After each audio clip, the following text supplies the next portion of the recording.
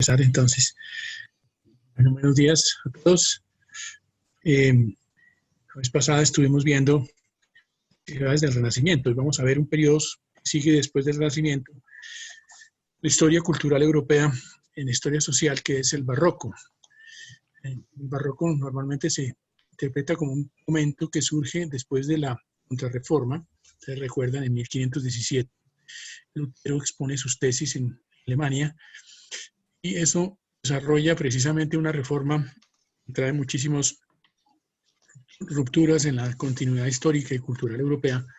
En primer lugar, por el desafío, digamos, de la reforma al poder de la Iglesia. En segundo lugar, por las alianzas políticas que eso desarrolla en distintos sectores europeos. Efectivamente, una parte importante del norte de Europa se vincula a la reforma. Por otra parte, en ese mismo momento también que se está produciendo el descubrimiento y la conquista de América, se produce también efectivamente una expansión importantísima del Imperio Español, del cual esperamos hablar hoy también, en la cual efectivamente se desarrolla mucho de lo que vamos a ver, esta cultura del barroco. Como reacción a la reforma protestante, la Iglesia desarrolla un concilio en la década de 1540-1550 en Italia para precisamente plantear unas reformas internas en la Iglesia Católica que reaccionan frente a ese empuje que tiene la reforma protestante.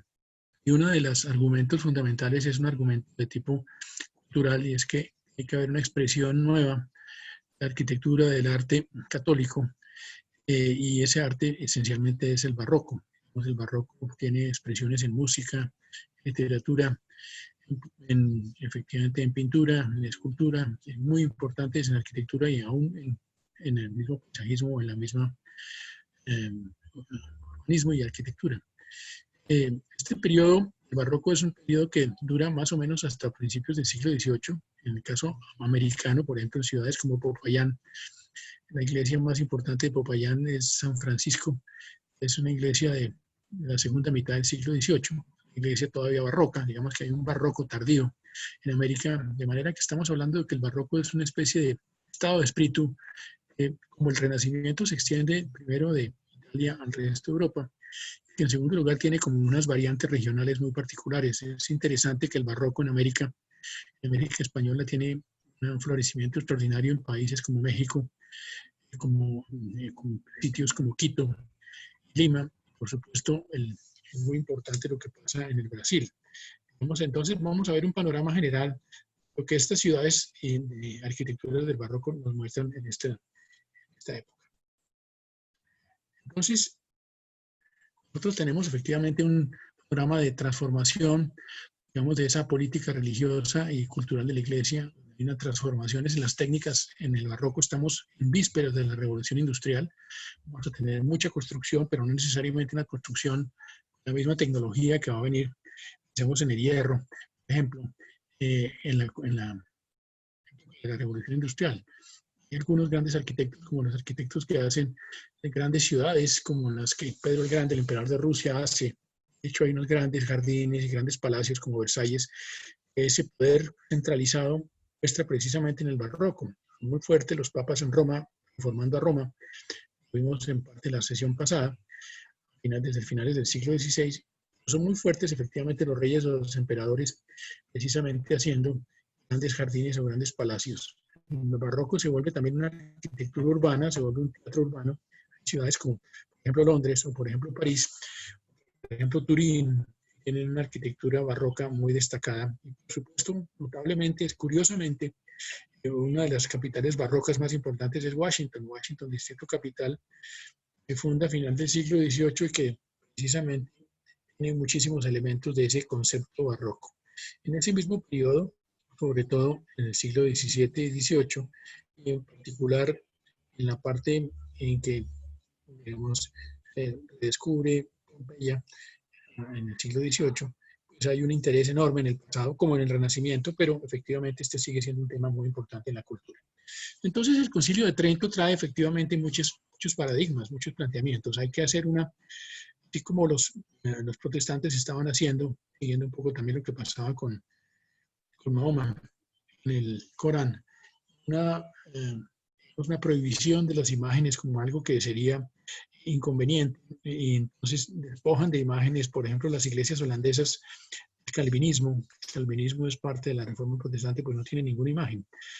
Al contrario a esto, el catolicismo insiste muchísimo en las imágenes, en el culto a la Virgen y el culto a los santos, en la escultura y en la pintura, y esto se vuelve algo muy importante que le da muchísimo trabajo a muchísimos arquitectos y muchísimos artistas. Este concilio de Trento entonces es fundamental en ese planteamiento. Más o menos en la misma época surge la Compañía de Jesús. Los jesuitas son como una especie de orden, ahora la vamos a ver un poco más cuando hablemos de América, destacada, que se vuelve una orden muy interesada en la educación, muy interesante en la fundación de colegios, efectivamente muy importante en las misiones. Esta época del barroco también nos trae el racionalismo. El racionalismo precisamente es una especie de premodernidad, consustancial a modernidad, trae precisamente en Descartes, el filósofo y matemático francés, ese planteamiento del discurso del método. Esta es la revolución científica, esta es la revolución que está dándose inmediatamente antes de la revolución industrial. Digamos que el discurso del método es muy importante, pero efectivamente hay muchísimos arquitectos, pensadores, filósofos, etcétera, que están hablando. Pensemos en Pascal, pensemos en Leibniz, en muchos de ellos, pensemos en Locke, están hablando de una cantidad de conceptos, digamos, filosóficamente revolucionarios, y están apareciendo efectivamente también grandes científicos. Pensemos en astrónomos, pensemos efectivamente en matemáticos, pensemos nada menos que en Galileo en ese sentido. Entonces, hay que decir que estos dos siglos, siglo XVII y XVIII, son siglos donde hay unas grandes guerras europeas, siguen las guerras del siglo XVI, ahora ampliadas a estados mucho más poderosos. Efectivamente, hay una necesidad también de crear unos tratados, se crea precisamente una serie de principios de negociación entre los estados para establecer, digamos, eso que abogados conocen como el derecho internacional, que surge efectivamente en el siglo XVIII para, sí, XVII para equilibrar ese mundo. Algo muy interesante también es que surgen academias de ciencias muy fuertes, siglo XVII y siglo XVIII, grandes, digamos, proposiciones científicas como el de la de Linneo para la botánica en el siglo XVIII, de la cual se inspiró muchísimo José Celestino Mutis para la expedición botánica. Y en ese momento, en los siglos XVII y XVIII, en que se crean las grandes escuelas de ingeniería en Francia, escuelas de ingenieros del rey, se crean precisamente muchísimos tratados matemáticos. Se crean precisamente el principio de la ilustración, ese debate sobre el poder de la monarquía y sobre el poder de la iglesia. Y precisamente entonces la ilustración abre con, por ejemplo, proyectos como la Enciclopedia Británica o después la Enciclopedia de Diderot. Es una aspiración a un saber universal, a una ilustración general. Digamos, en esta época se están haciendo muchos viajes muy importantes, pero ya no viajes de descubrimiento y conquista económico, sino de, digamos, de análisis de tipo científico, como lo que estamos viendo precisamente con los viajes alrededor del mundo, la fijación de la circunferencia de la Tierra, la fijación del Ecuador. Los estudios efectivamente de economía surgen en el siglo XVIII, los principios de economía fundamentales. En todo caso, lo que tenemos es una época donde hay una, especialmente ya en el siglo XVIII, una cantidad muy importante de planteamientos filosóficos y de desarrollos técnicos que traen precisamente cosas como la Revolución Industrial, la Revolución Francesa, con una gran cantidad de cambios. En todo caso, lo que estoy mostrando con esa cronología muy rápida es que hay una gran densidad técnica en los siglos XVII y XVIII, por ejemplo, en materia de arquitectura, pues hay una cantidad de libros, tratados de arquitectura que empiezan en el Renacimiento, después de las traducciones de Vitruvio, y siguen en este periodo muy largo. Hay un interés muy grande en la historia del arte. Nosotros habíamos hablado precisamente de las distintas versiones sobre Vitruvio y de los distintos tratados de arquitectura con los estilos, que va contribuyendo muchísimo a esto. En todo caso, Roma es precisamente uno de esos ejemplos que quiere construirse de sus ruinas para ser una ciudad muy elegante en el Renacimiento, efectivamente ser todavía más destacada en la Contrarreforma y el Barroco. Digamos que Roma, efectivamente, los papas, como ustedes ven en la imagen de la derecha, sitúan con un plan de avenidas muy importantes una serie de grandes obeliscos o grandes monumentos e iglesias al final de esas avenidas. Esas avenidas no existían en la Edad Media, existían en la Roma de los emperadores de la clásica. Digamos que la Roma se redefine. La vez pasada habíamos hablado como Miguel Ángel mismo, gran figura del renacentismo, pasó y construyó esta plaza y esta escultura en el Campidoglio, y que esto muestra precisamente ese enriquecimiento de esa gran ciudad, que efectivamente, como estamos viendo, está siendo remodelada. Esto es muy interesante como paralelo con lo que vamos a ver en el París del siglo XIX, París de Haussmann, de Napoleón III, que va a ser también radicalmente reformado por una serie de medidas muy importantes. Pero, insisto, un gran urbanista, como ustedes ven, hacemos la relación entre poder y arquitectura, entre urbanismo y arquitectura. Como para poder hacer, por ejemplo, grandes avenidas se necesita pues no solamente una gran visión o un gran presupuesto, sino un gran control político. Efectivamente vemos como, por ejemplo, pensemos en Bogotá, pensemos en Peñalosa con Transmilenio por la séptima, por ejemplo, con el pilote del año pasado que se lo frustró el Consejo de Bogotá. A pesar de la visión de Peñalosa, que es un urbanista que quiere proyectos muy grandes, pues hay unas oposiciones locales, temporales o a veces más permanentes que impiden que, si no hay una estructura de poder muy fuerte, pues no se puede hacer un urbanismo muy destacado. Roma en el siglo XVI y XVII se hacen planteamientos como estos, en que se empieza a ver precisamente en blanco y negro, por contraste, las zonas blancas son abiertas, las zonas negras son construidas, cómo es que la ciudad es finalmente una ciudad muy, muy densa, una ciudad donde efectivamente hay unos espacios públicos que vienen de iglesias, digamos, del mundo romano clásico, pero también del mundo cristiano anterior. Un espacio como la Plaza Navona, algunos de ustedes conocerán Roma, este lugar es maravilloso. Este era un antiguo lugar, digamos, de espectáculos de la antigua Roma. Esa se convierte en una plaza en el Renacimiento y después en el Barroco, nada menos que aquel grabados de Piranesi, precisamente permite ese conjunto de fuentes. Si ustedes ven ahí pues toda la proliferación barroca, literalmente trae pues una cantidad de elementos. Esta Plaza del Popolo, que está aquí donde tengo el pointer, precisamente es una plaza nueva, al lado de esta gran puerta de la muralla romana. Los papas plantean que hay un par de iglesias gemelas, es una curiosidad arquitectónica y urbanística que haya dos iglesias idénticas en dos esquinas en punta, pero eso muestra como el interés óptico, el interés visual que tiene precisamente el barroco en precisamente reformar este tipo de lugares para crear una arquitectura urbana. Y el caso más saliente, por supuesto, es la gran obra de Bernini. Lorenzo Bernini, el Cavaliere Bernini, es el gran arquitecto y urbanista de los papas en principios del siglo XVII, después va a ser encargado por los reyes de Francia para seguir las obras del Louvre. En todo caso, él extiende la iglesia de San Pedro, varios arquitectos de Bramante, etcétera, Miguel Ángel habían intervenido ampliando San Pedro en esta dirección hacia la plaza. Y efectivamente Bernini hace esta gran columnata, hace este gran espacio donde está el gran obelisco, y digamos ese es un espacio urbano de una extraordinaria escala, como lo estamos viendo aquí, que muestra precisamente los ideales del barroco, grandes perspectivas, grandes líneas, grandes avenidas, un poco muy importante la perspectiva de la, digamos, de la geometría en la óptica, en la construcción. El barroco está muy interesado ya no en el círculo, que era la forma predilecta del Renacimiento, el círculo o el cuadrado, sino en la elipse, algo más alargado, algo que transmite una idea mucho más dinámica. Digamos, muchas arquitecturas y arte barroco están inspirados en eso. Los romanos, los italianos tienen la antigüedad de las vilas, pensemos en la vila Adriano, del emperador Adriano en el siglo I, pero también tiene vilas en el Renacimiento. Esta es Villa Giulia, el Papa Medicis, Julio Medicis, que hace su propia vila con los modelos arquitectónicos de la antigüedad. Borromini es contemporáneo de Bernini, es más joven que Bernini, de todas maneras se suicida, es una persona que tiene un brillo extraordinario. Diseña algunas de las iglesias barrocas de Roma más interesantes como estas. Ustedes ven la forma tan original que tiene esta iglesia, los espacios tan complejos que tiene, precisamente ese interés. Aquí vemos esas iglesias de Borromini, por supuesto para los interesados en arquitectura y arte. Roma es un tesoro del barroco para que ustedes, San Carlo alle Quattro Fontane, esta es una iglesia con una forma curiosísima.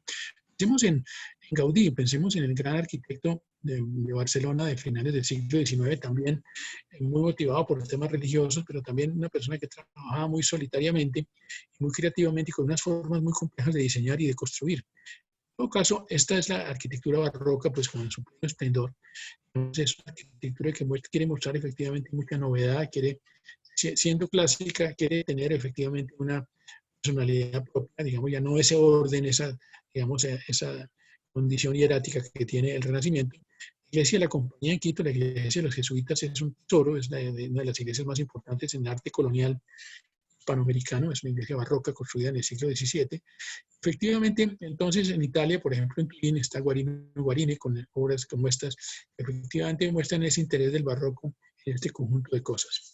Pero son muy importantes en la época barroca, efectivamente, los arquitectos y los arquitectos militares y los ingenieros que van a ser hijos de esos arquitectos. Digamos, el señor Vauban es precisamente el comandante de los sistemas de fortificaciones franceses en la época de Luis XIV, mediados del siglo XVII, que empieza a plantear cómo a las ciudades hay que fortificarlas y hay que crearles no solamente unos anillos fortificados muy particulares. Pensemos que Cartagena de Indias era esa gran tradición que empieza en el siglo XVI y sigue hasta el siglo XVIII, crear todos estos salientes para precisamente tener ángulos que permitieran defender las ciudades. Esas ciudades entonces empiezan a ser afectadas no solo porque la muralla no les permite crecer, sino porque la forma de la ciudad la fija la misma muralla. Digamos que es interesante entonces en la forma como los jardines italianos de la antigüedad, pensemos que Italia tiene alguna topografía quebrada, no demasiado, pero es muy distinta de la Île-de-France, de la zona vecina a París, que es plana. Entonces, mientras había facilidad de mover fuentes por gravedad, con agua, para llevar agua a estas vilas, era mucho más difícil ponerle agua a estas zonas planas de Francia. Por eso los franceses empiezan a volverse unos muy fuertes interesados en los canales, para hacer que los canales sirvieran para comunicaciones internas en el territorio, transformando pueblos, transformando, digamos, grandes terrenos de distinto orden, creando efectivamente posibilidades de navegación, pero también creando gran paisajismo. El paisajismo francés surge entonces de esa intervención en el paisaje. Tenemos entonces ahí un nuevo paisaje en el que queremos aplicar la trigonometría, que está mucho más desarrollada desde el siglo XVI con la balística, y que los ingenieros del rey son esas clases precisamente de técnicos que le ayudan a la corona a crear fortificaciones, pero también a crear edificios públicos, a crear fábricas públicas, caminos.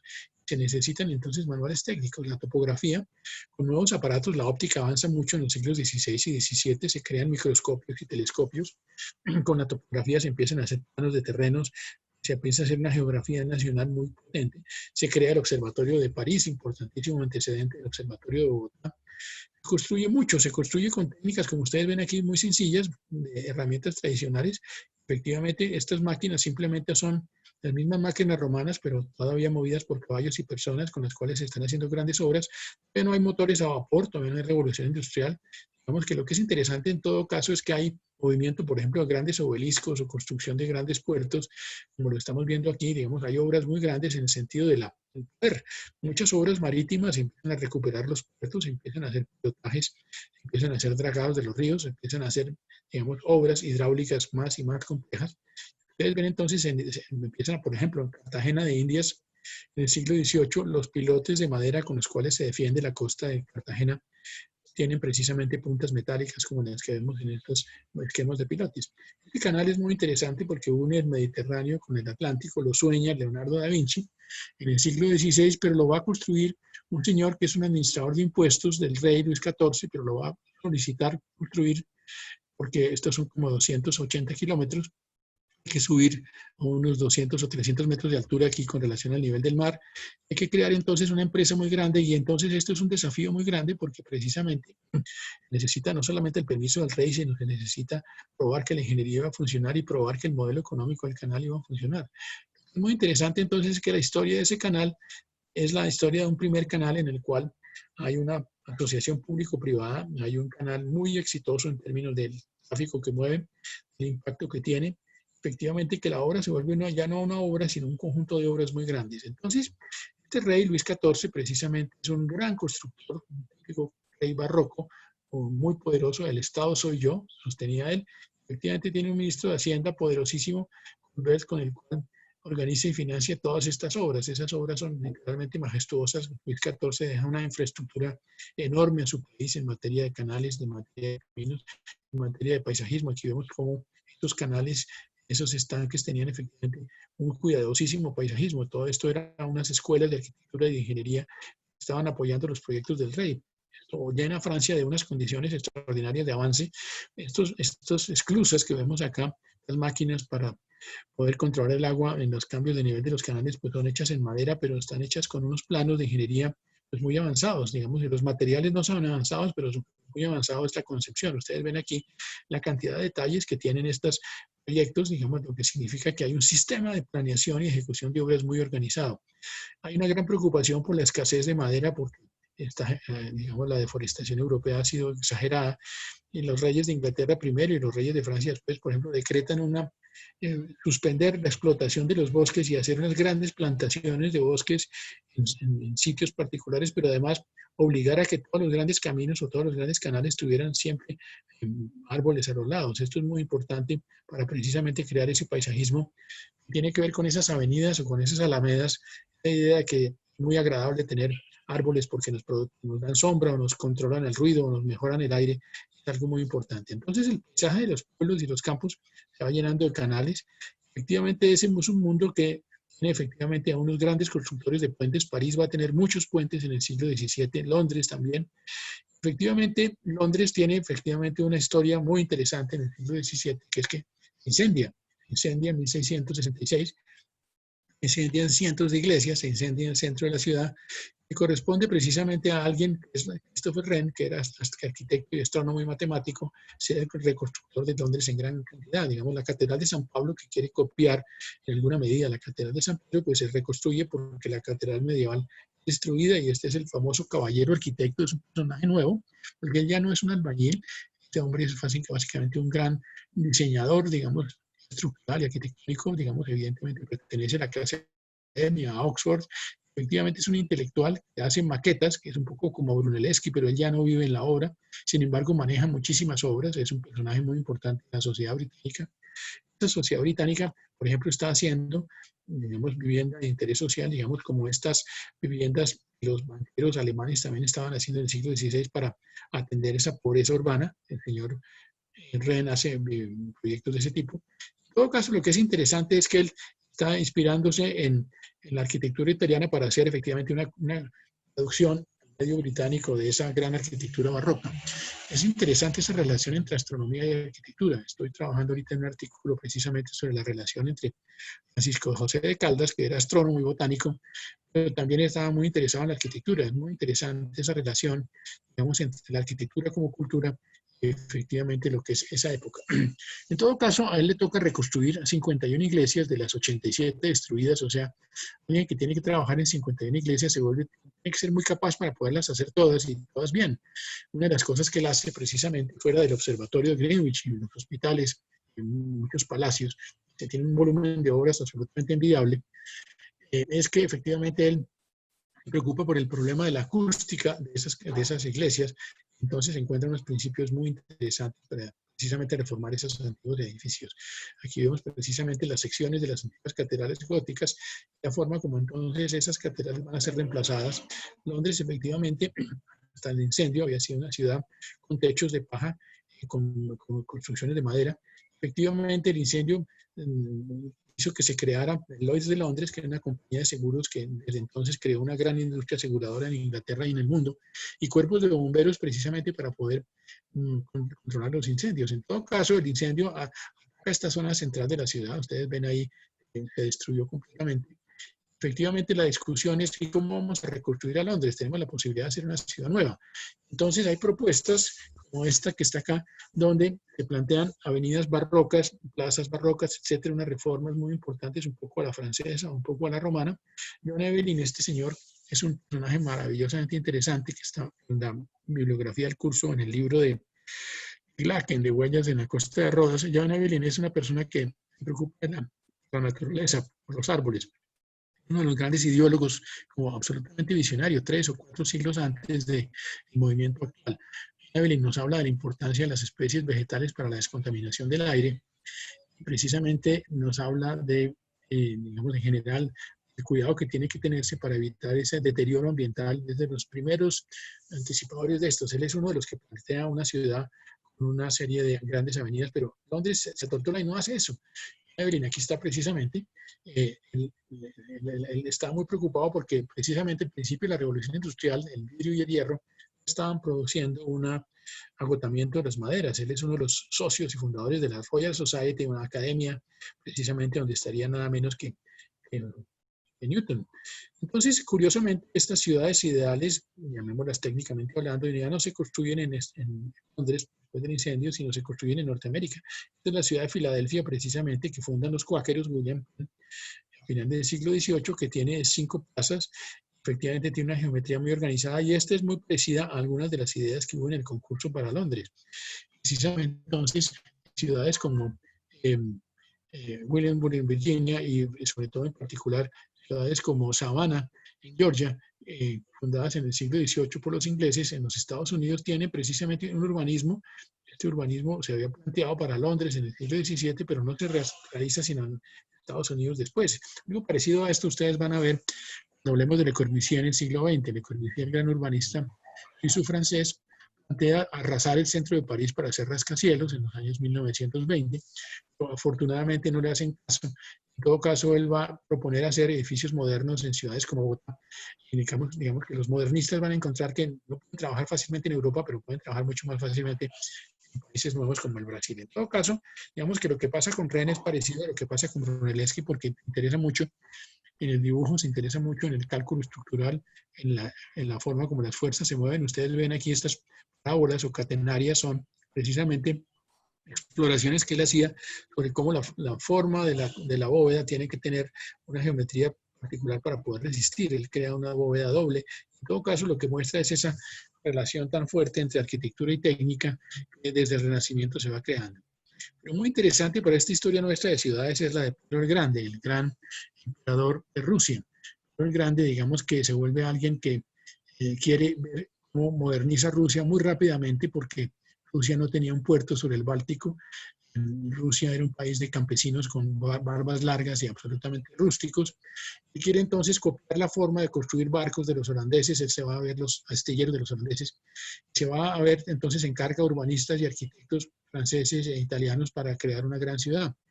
Decide cortarle la barba a la gente, poner un impuesto para modernizar a los rusos, digamos a la brava. Carga a estos urbanistas como Leblon, que era francés. Aquí está el río Neva, un río que llega al Báltico.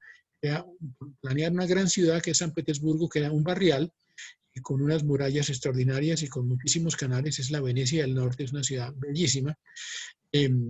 Además, en el centro de la ciudad, digamos, hoy en día muy bien conservada o reconstruida después de el ataque de Hitler durante la Segunda Guerra Mundial.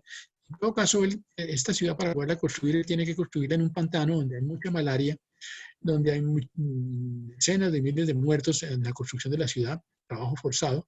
Las personas que quieren vivir en San Petersburgo tienen que llevar o una piedra o un ladrillo porque es el impuesto para poder vivir allá.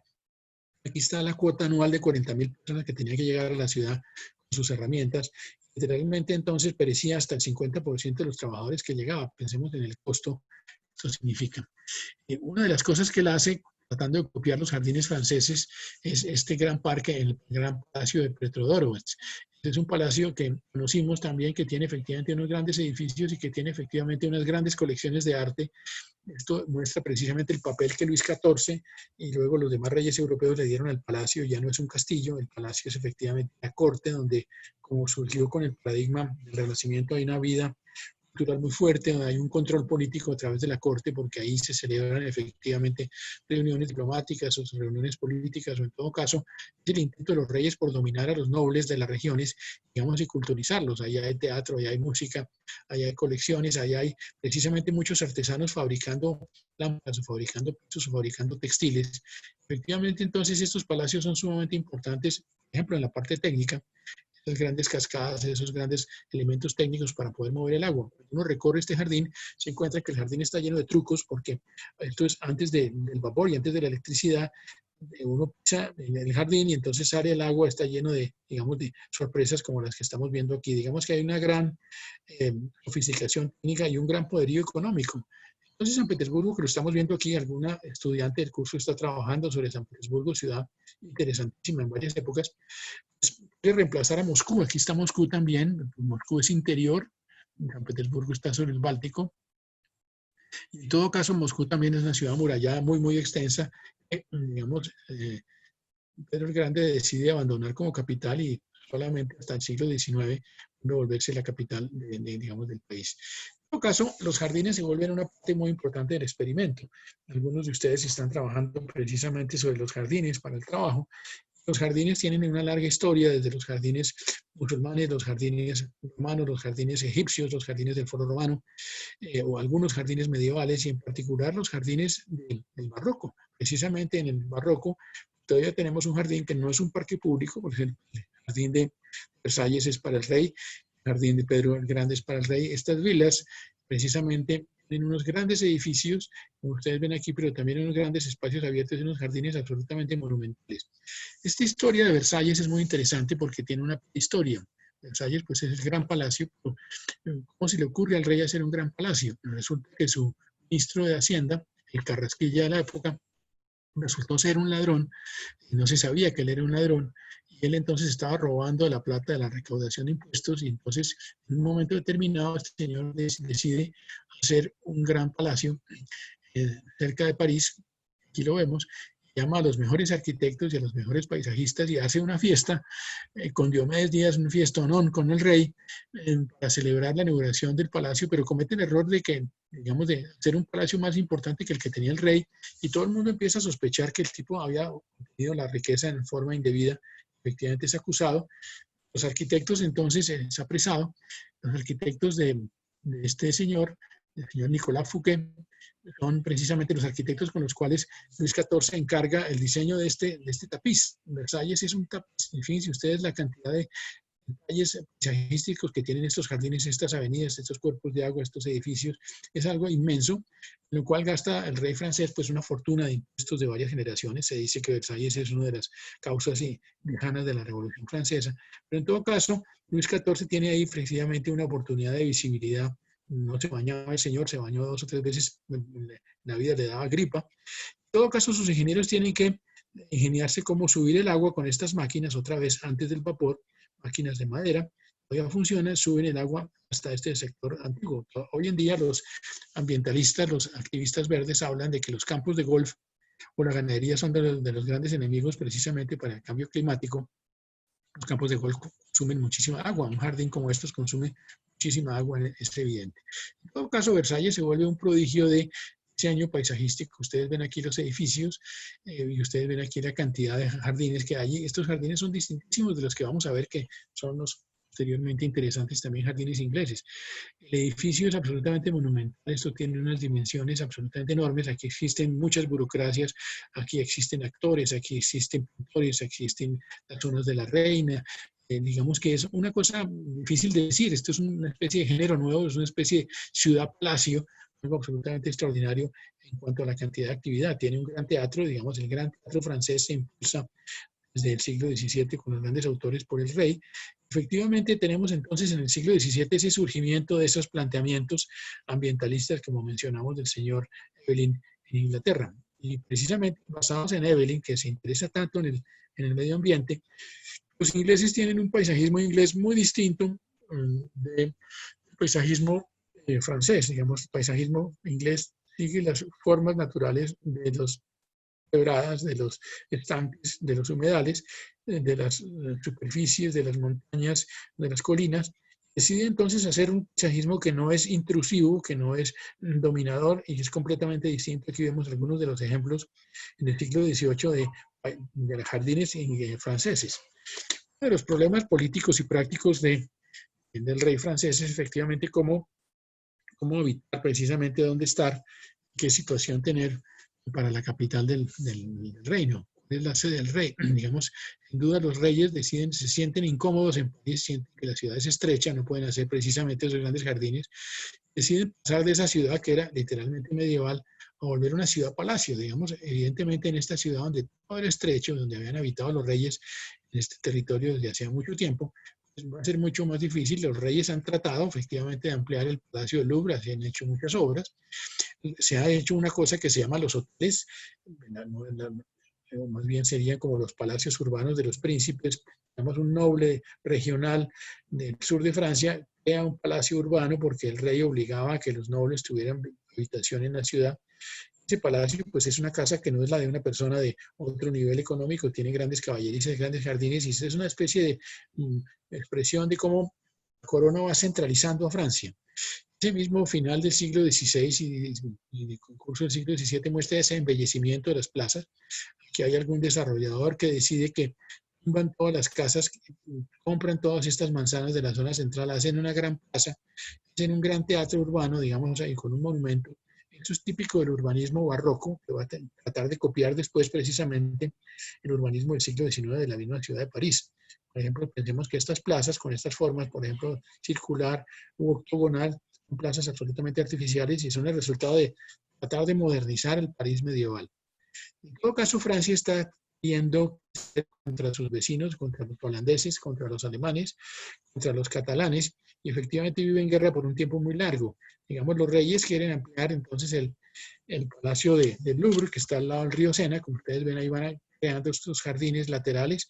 Efectivamente, entonces, se va creando una idea de ir creando un sistema de espacios públicos más y más grandes. Aquí vemos el río Sena, esta es la dirección del flujo, aquí está Notre Dame, precisamente aquí está el Palacio del Louvre. El Palacio del Louvre va creciendo en este sentido y aquí lo que estamos viendo en este esquema es la cantidad de intervenciones desde el siglo XVI van haciendo los arquitectos del rey para, digamos, embellecer a París. Digamos, sin duda ninguna hay una preocupación muy grande por hacer eso. París tiene una gran cantidad de obras, de puentes, los ingenieros del rey cruzan inteligentemente todo esto y efectivamente los ingenieros militares están haciendo una cantidad de obras, como dijimos, hay una escuela militar francesa que se empata con la escuela militar italiana y después compite con la escuela militar holandesa para llegar a arquitecturas como las que vemos en Cartagena, que son herederas de esto que estamos viendo en estas imágenes, con estas ciudades que son herederas de las ciudades ideales del Renacimiento que vimos la vez pasada, como lo estamos viendo en este tipo de ciudades que se fueron creando. Entonces, efectivamente, Colbert, el gran ministro de Hacienda, permite que Luis XIV cree un programa de obras públicas extraordinario. Este es el gran hospital de los inválidos en París. Digamos, era de moda crear un gran hospital militar, había muchísimos heridos y lisiados. Se crea efectivamente la Academia de Ciencias. Primero se crea en Inglaterra, después se crea en Francia, compitiendo muy fuertemente los científicos de los dos países. En todo caso, se crea un observatorio. Como dijimos, esto es muy importante como antecedente para el de Bogotá. Y efectivamente, los astrónomos crean el meridiano de París. El rey Luis XIV se lleva a los astrónomos del Papa a París para crear precisamente unos grandes mapas y unos grandes calendarios. Es interesante, como dijimos, que Washington entonces es una capital barroca, una nación que es nueva. Estados Unidos surge en 1776, el barroco surge en 1540. Entonces es un poco anacrónico que Washington tenga una forma barroca, pero así es. Digamos, cuando vemos digamos, el espinazo de Versalles, ese conjunto de plazas y ejes transversales, se compara con el famoso Mall de Washington, que algunos de ustedes conocerán, ahora lo vemos mucho en la política norteamericana, pues ustedes ven que efectivamente Washington fue trazada por un ingeniero francés que tenía en la cabeza el gran urbanismo de Versalles y efectivamente alguien como precisamente Jefferson, los líderes norteamericanos estaban absolutamente fascinados con la arquitectura precisamente del mundo francés. Este es precisamente Washington, una ciudad que tiene una cantidad de avenidas diagonales. Pensemos en la Bogotá de los años 1930, pensemos en los barrios de Teusaquillo, La Magdalena, donde no Conrad Brunner, sino Karl Brunner, el urbanista vienés que trabajó en Bogotá en los años 30, diseñó precisamente nuevos barrios con avenidas diagonales, lo cual era una rareza de los modelos, digamos, de barrios de la cuadrícula española que vamos a ver ahora. Precisamente entonces esto que estamos viendo como más en negro en la zona central, es ese mall donde está el gran Capitolio, aquí está el monumento a Lincoln, aquí está la Casa Blanca y efectivamente pues es un espacio ceremonial. Aquí vemos los detalles de Washington, esa ciudad que es efectivamente una ciudad del poder, una ciudad del Ejecutivo o una ciudad del Congreso, una ciudad que representa pues al país como conjunto y a sus ideales. Vemos entonces ese resultado, que es bueno, precisamente cómo se están moviendo las ideas de un sitio a otro, de un siglo a otro, y efectivamente cómo estamos siguiendo la historia de esa transformación ideológica. El barroco tiene que ver con la importancia de que tenemos que mostrar cosas, tenemos que mostrar la religión o el poder o la riqueza. Y entonces, precisamente, una de las cosas que se impulsa muchísimo son los teatros en el barroco. Digamos, por una parte hay, por ejemplo, muchas arcadas, ciudades como Berna, que está acá, que permiten ir bajo cubierta, como pasaba allá. Pensemos que los teatros, entre comillas, primitivos, como este que era el Gran Globo, el teatro de Shakespeare en Londres, que era inclusive que había una gallera en la época de Shakespeare, las peleas de gallos que usaron en Inglaterra por mucho tiempo. Este teatro era un teatro abierto. Recordemos que hablamos de los teatros cubiertos, algunos que hubo en Grecia, pero muchos que hubo en Roma, después de los teatros cubiertos que hubo en el Renacimiento. En todo caso, en ciudades como Venecia, ya lo vimos la vez pasada, precisamente se promueve la ópera y se promueve que haya venta de palcos sobre planos, y estos teatros, pensemos en la Scala de Milán, es un teatro absolutamente inmenso, es uno de muchísimos teatros que se construyen en Italia en los siglos XVII y XVIII, donde efectivamente hay una, digamos, representación. Pensemos que el Teatro Colón de Bogotá, por supuesto, es un teatro diseñado por un arquitecto italiano y construido con esta misma óptica. Digamos que es interesante que en Inglaterra, en el siglo XVIII, para los que conocen Inglaterra, esta es una ciudad que queda una especie de pipa, una ciudad con baños termales desde la época de los romanos, se llama Bath, se llama Baños, y precisamente algunos desarrolladores, los Pedros Gómez de allá, los Masueras de allá, construyen grandes edificios como estos frente a un gran parque, donde precisamente este grupo de personas que están aquí no son príncipes, pero todos están sintiendo que tienen un gran jardín como si fueran príncipes. Digamos que eso es parte de ese urbanismo, eso es lo que se está viendo en muchas de esas ciudades europeas. Esta ciudad de Karlsruhe, una ciudad hecha para un príncipe alemán, pues tiene una forma circular muy del siglo XVIII. Efectivamente vemos a ciudades como Oslo, en Noruega, que tienen efectivamente son capitales nuevas, fundadas en los siglos XVII y siglo XVIII, en esta época de la óptica. Copenhague precisamente también tiene murallas de esa misma época. Y es muy interesante el caso de Viena. Viena, ciudad que es precisamente una ciudad vecina al Danubio. Aquí está la zona medieval de Viena, que tenía una serie de murallas. Durante el siglo XVI y XVII y XVIII deciden que esta zona vecina dejan este anillo desocupado sin murallas para poder mover la artillería en el caso de asaltos a la ciudad, y entonces esto va a formar indirectamente una gran zona de reserva que va a permitir que estas zonas que están acá después pues queden conectadas con un nuevo urbanismo que se va a construir en el siglo XIX, como vamos a ver en la Roma liberal del siglo XIX. Algo muy interesante entonces es que en el siglo XVIII se redescubre Pompeya, y se redescubre precisamente con un impacto enorme sobre cómo es que vivían los antiguos romanos, cómo era la calidad de vida, efectivamente cómo es que personas como Piranesi, que era un arquitecto veneciano que vivía en Roma en esa época, y Winkelmann, que era un gran estudioso del arte de origen alemán, deciden sistematizar esa información del pasado. Entonces, Pompeya efectivamente muestra una vida deliciosa en una pequeña ciudad-provincia.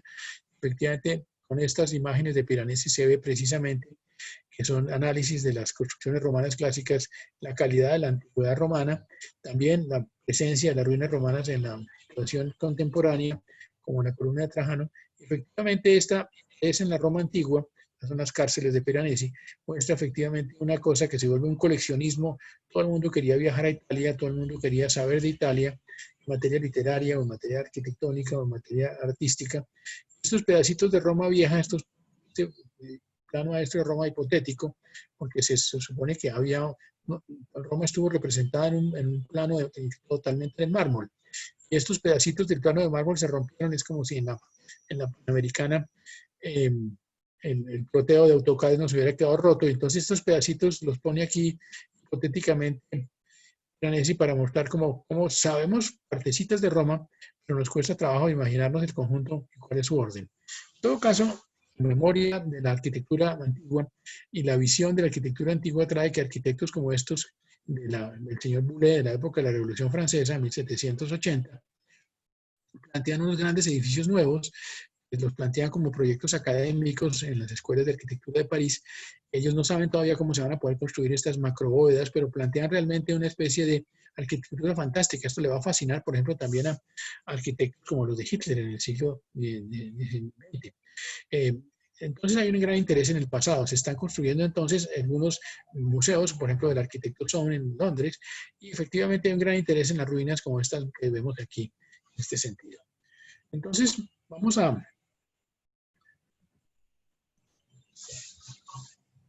ver efectivamente cómo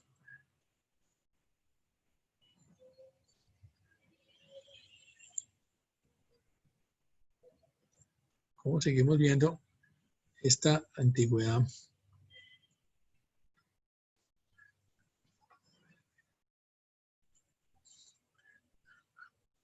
Hay que salir de aquí para...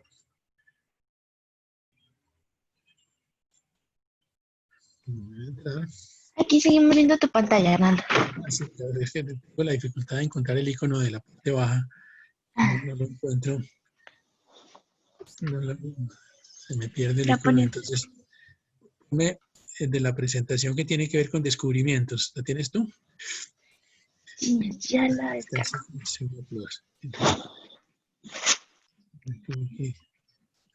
Tal vez aquí abajo apareció. Y no, no te aparece. Ahí aparece Zoom. Ahí, si quieres darle clic ahí a la aplicación de Zoom. A ver si te aparece para compartir la pantalla. Porque pues sería que solamente abrieras la presentación porque seguimos viendo tu pantalla. Espérate a ver.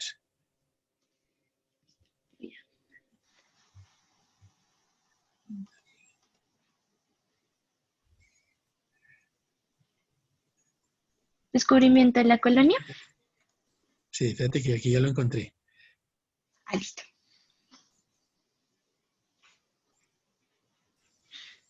¿Listo? ¿Lo estás viendo? Sí, señor. Sí, señor, ya estamos viendo la presentación.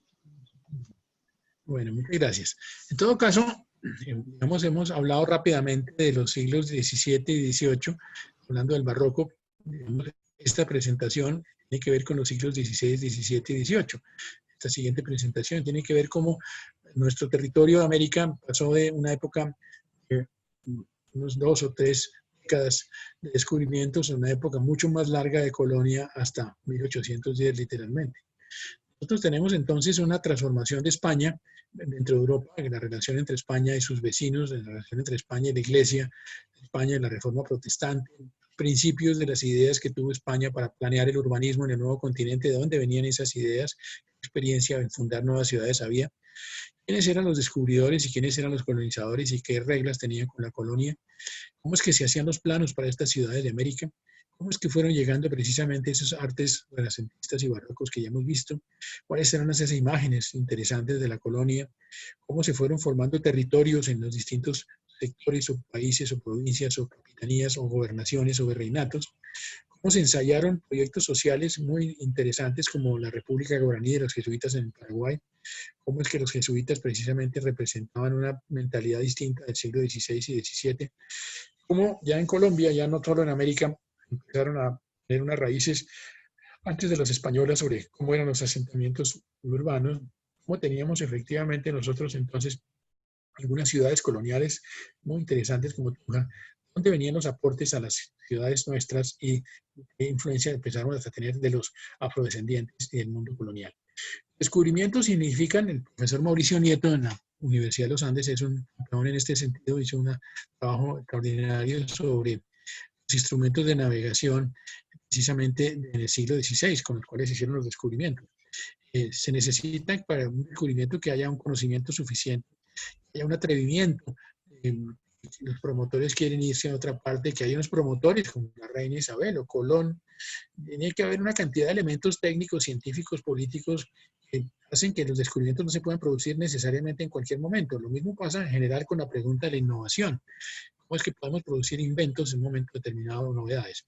En todo caso, lo que es interesante, con motivo de los 500 años del descubrimiento de América en la década de 1990, produjeron muchos libros, se tiene que ver precisamente con los derechos de los descubrimientos, la forma como se plantearon precisamente entonces unos acuerdos entre la corona y precisamente los reyes.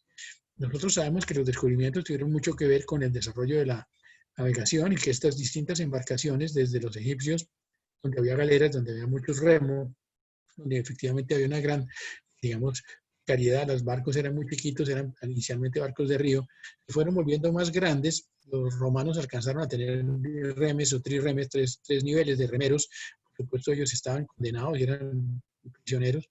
Sabemos cómo en la Edad Media, lo vimos con las ciudades de la Hansa, se empezaron a desarrollar estas cartas de navegación de las zonas costeras muy importantes porque era la navegación que se atrevían a hacer. Sabemos cómo los vikingos impulsaron mucho las mejoras en navegación, pero que sobre todo, precisamente la Hansa, en los flamencos, etcétera, pero finalmente los portugueses fueron creando unos galeones mucho mejores. Vamos, esa transformación es muy, muy importante en esta historia. Los veleros van a seguir funcionando hasta el siglo XIX de una forma increíble, aún después de que hubiera navegación a vapor. También para España es muy interesante la aparición, digamos, de ese problema de cómo catequizar a estas poblaciones indígenas en América y cómo conquistar culturalmente este territorio. Digamos que uno de los personajes teóricos importantes se llamaba Antonio de Nebrija, precisamente que era un gramático y lingüista rey en español que dijo, una lengua necesita un imperio necesita una lengua, perdón. Precisamente que la unificación del imperio a través del idioma fue muy importante y por supuesto también la unificación a través de la legislación fue sumamente importante. En todo caso, lo que es interesante es que los piratas empezaron a seguir los descubridores muy tempranamente, digamos, llegaron piratas a la costa Caribe, inclusive a la costa Pacífica desde tempranamente. Efectivamente, este mundo, Enrique el Navegante, el personaje del cual ya hemos hablado, en Portugal había creado precisamente una idea de un plan para cómo conocer más la parte sur del mundo. Había la necesidad de crear una escuela de navegación muy importante. Si Colón precisamente representa esa capacidad, Colón era un empresario que había tratado de que Portugal le comprara su proyecto. Efectivamente consigue que la reina lo apoye. Magallanes, unos 25 años después de Colón, es un navegante portugués que contrata a España para darle la vuelta al mundo. Efectivamente no lo consigue hacer porque lo matan en Filipinas, pero los españoles consiguen dar la vuelta al mundo en 1520. Entonces, estos son los aparatos de los cuales nos habla Mauricio Nieto. Todos esos aparatos que están en transformación y van a permitir una navegación basada en las estrellas y entonces van a permitir efectivamente esa referenciación fundamental. Esto va a seguir avanzando hasta el siglo XVIII continuamente, va a permitir muchos, digamos, atrevimientos sucesivos en esta historia. Los portugueses ya eran unos grandes navegantes para sus pescas en alta mar, en el Atlántico, y también se sabe que los vikingos habían llegado a Norteamérica. En todo caso, España, cuando se produce el descubrimiento de América, está a punto de convertirse en un imperio. Efectivamente, tiene unas grandes transformaciones. Ustedes ven efectivamente cómo los portugueses hacen esta circunvalación a 1498, pasan de este punto y llegan precisamente a la India, donde fundan poblaciones, llegan a Indonesia, donde fundan poblaciones y finalmente llegan hasta Japón, donde se convierten en los, digamos, primeros que empiezan a vender armas de fuego. Digamos, si los portugueses efectivamente entonces se van hacia el oriente, los españoles se van hacia el occidente. Efectivamente, entonces, uno de los temas que surge es cómo compiten esas dos potencias. Aquí está precisamente la presencia de los portugueses en la zona del Brasil, el principio del conflicto que va a surgir entre los dos países por Sudamérica. España efectivamente está armada por tres zonas, que era el Reino de Navarra, el País Vasco, la Corona de Aragón y sobre todo la Castilla, las que tenían más población, y el Reino de Portugal. En un momento determinado, al final del siglo XVI, se vuelve un solo país porque el rey Felipe II se casa con la reina de Portugal, entonces se unifican las coronas, lo cual lo vuelve poderosísimo. Nosotros tenemos al Santa Fecito, el equipo de fútbol tiene que ver con Santa Fe de Bogotá. Santa Fe de Bogotá se llama así porque había una ciudad que se llamaba Santa Fe, al lado de Granada, la ciudad musulmana, ciudad que creó precisamente la reina Isabel para hacer el sitio de la conquista de Granada, cuando a final del siglo XV precisamente los españoles acabaron conquistando como cristianos al sur de España. Digamos que en todo caso Carlos V, que es precisamente el nieto de la reina Isabel, hereda posesiones en Austria, en Italia, en Sicilia y en Holanda. Eso crea entonces una situación muy diversa y muy curiosa en la que las tropas españolas, para luchar contra los holandeses, tenían que ir precisamente hasta Italia, atravesar precisamente Suiza y ahí por ir por este camino holandés y llegar y luchar contra los holandeses. Digamos, los españoles no podían atravesar Francia, que era su enemigo, y no tenían una flota marítima importante porque no podían pasar también porque los ingleses y los franceses eran sus enemigos. Entonces, gran parte del tesoro de las Indias, de la plata y el oro que obtenían en el siglo XVI y XVII, se gastó en mover estos ejércitos españoles para la guerra de Flandes, precisamente por esas guerras de religión. Digamos, lo que es interesante en todo caso es que había un país una corona que tenía muchos territorios, por ejemplo, un territorio eran las Indias.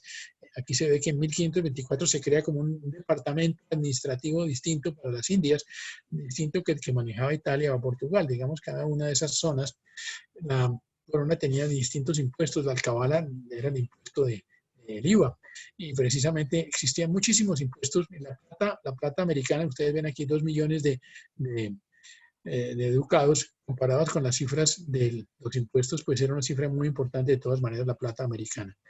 Ciudades no eran las ciudades actuales. Por ejemplo, Barcelona es muy grande, por supuesto Madrid es muy importante, pero las ciudades más grandes eran otras y eran distintas.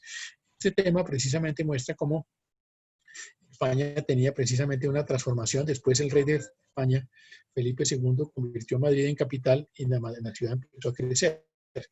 Digamos, lo que es interesante en todo caso es que España estaba enfrentada precisamente al problema general de las guerras de religión, que había en particular en la zona de Alemania, y por eso entonces efectivamente eso ocupó gran parte de su atención y la distrajo. ¿De dónde venía entonces la idea de cómo fundar las ciudades americanas? Digamos, esta primera fuente es del profesor, de un profesor, Jacques April-Nice, un profesor de la Universidad del Valle, que escribió sobre la ciudad colombiana. Armani escribe sobre las ciudades jesuíticas. Hay varios libros sobre el urbanismo español en América, sobre los planos que existen de las ciudades americanas en el Archivo de Indias. Hay muchos libros sobre el descubrimiento. Estos descubridores, entonces, precisamente, como decimos, se tenían que enfrentar a un mar muy incierto. Efectivamente, formaban asociaciones. Nosotros ya vimos cuando hablamos de la Hansa o cuando hablamos de los holandeses, de las compañías comerciales que se formaron para explotar el Caribe o el Oriente. Y en todo caso había accionistas en las compañías, en las expediciones. Y estos descubridores se supone que llegaban a unos sitios donde intercambiaban con los nativos, con las nativas algunas cosas. Realmente esto es una imagen idílica porque realmente había muchas veces violencia, y violencia en ambas direcciones. Por ejemplo, el Caribe tiene que ver con que en el Caribe había canibalismo. La palabra Caribe tiene la misma raíz de caníbal.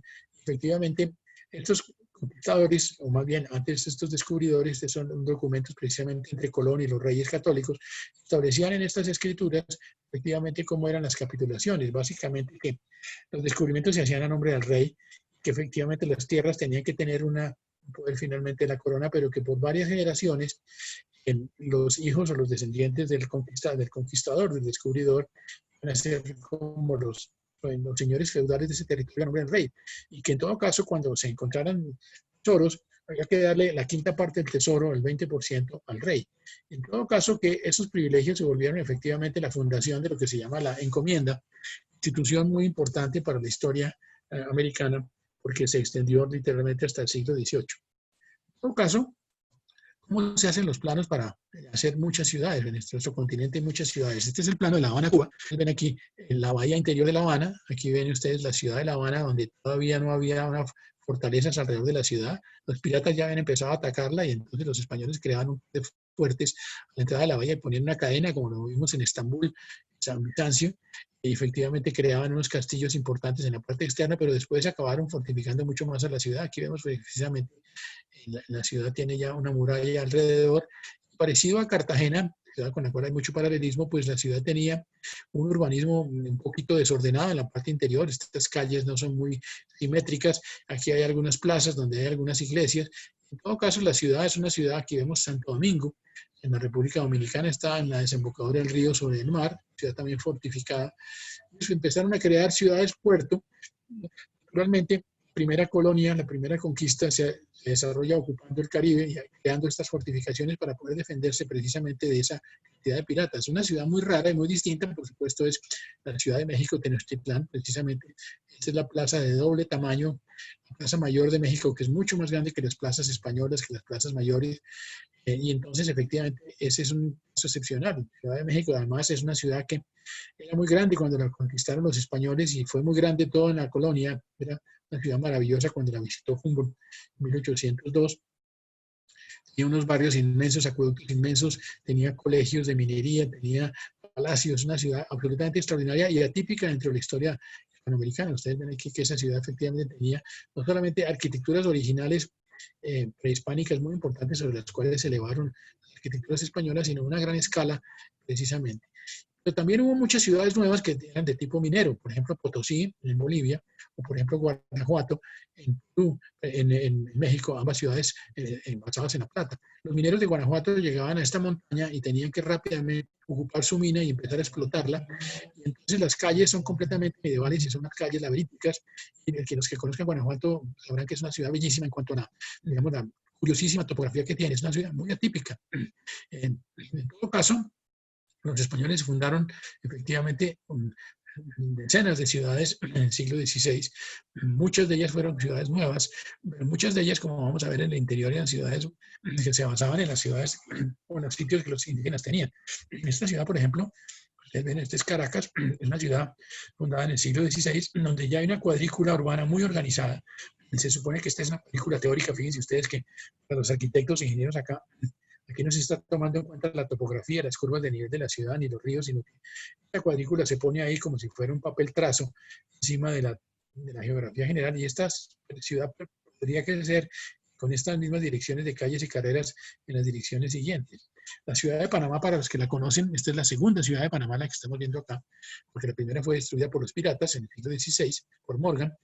La segunda ciudad de Panamá se refunda con una plaza central ya hecha con las leyes de Indias. Las leyes de Indias son proclamadas en los años 1580, en la cual se quiere que en la plaza lleguen varias vías, ya no solamente 4 calles, sino muchas más calles, que haya unas arcadas alrededor. Esta es de las pocas ciudades donde hay un incumplimiento de las famosas leyes de Indias. Ustedes ven aquí, va pasando con Caracas. Ustedes ven que, digamos, en la representación que hay aquí, por ejemplo, aquí hay calles trazadas, pero no hay zonas construidas de la ciudad.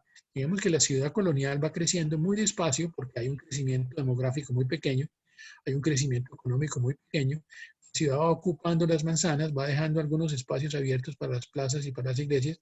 Y entonces después, en el siglo XVIII y sobre todo en el siglo XIX, en sitios como Bogotá, la manzana se va a rellenar hasta un punto en que se va a volver obsoleta. Ciudades como Lima, Lima es preciosa. Lima tiene precisamente también una muralla alrededor.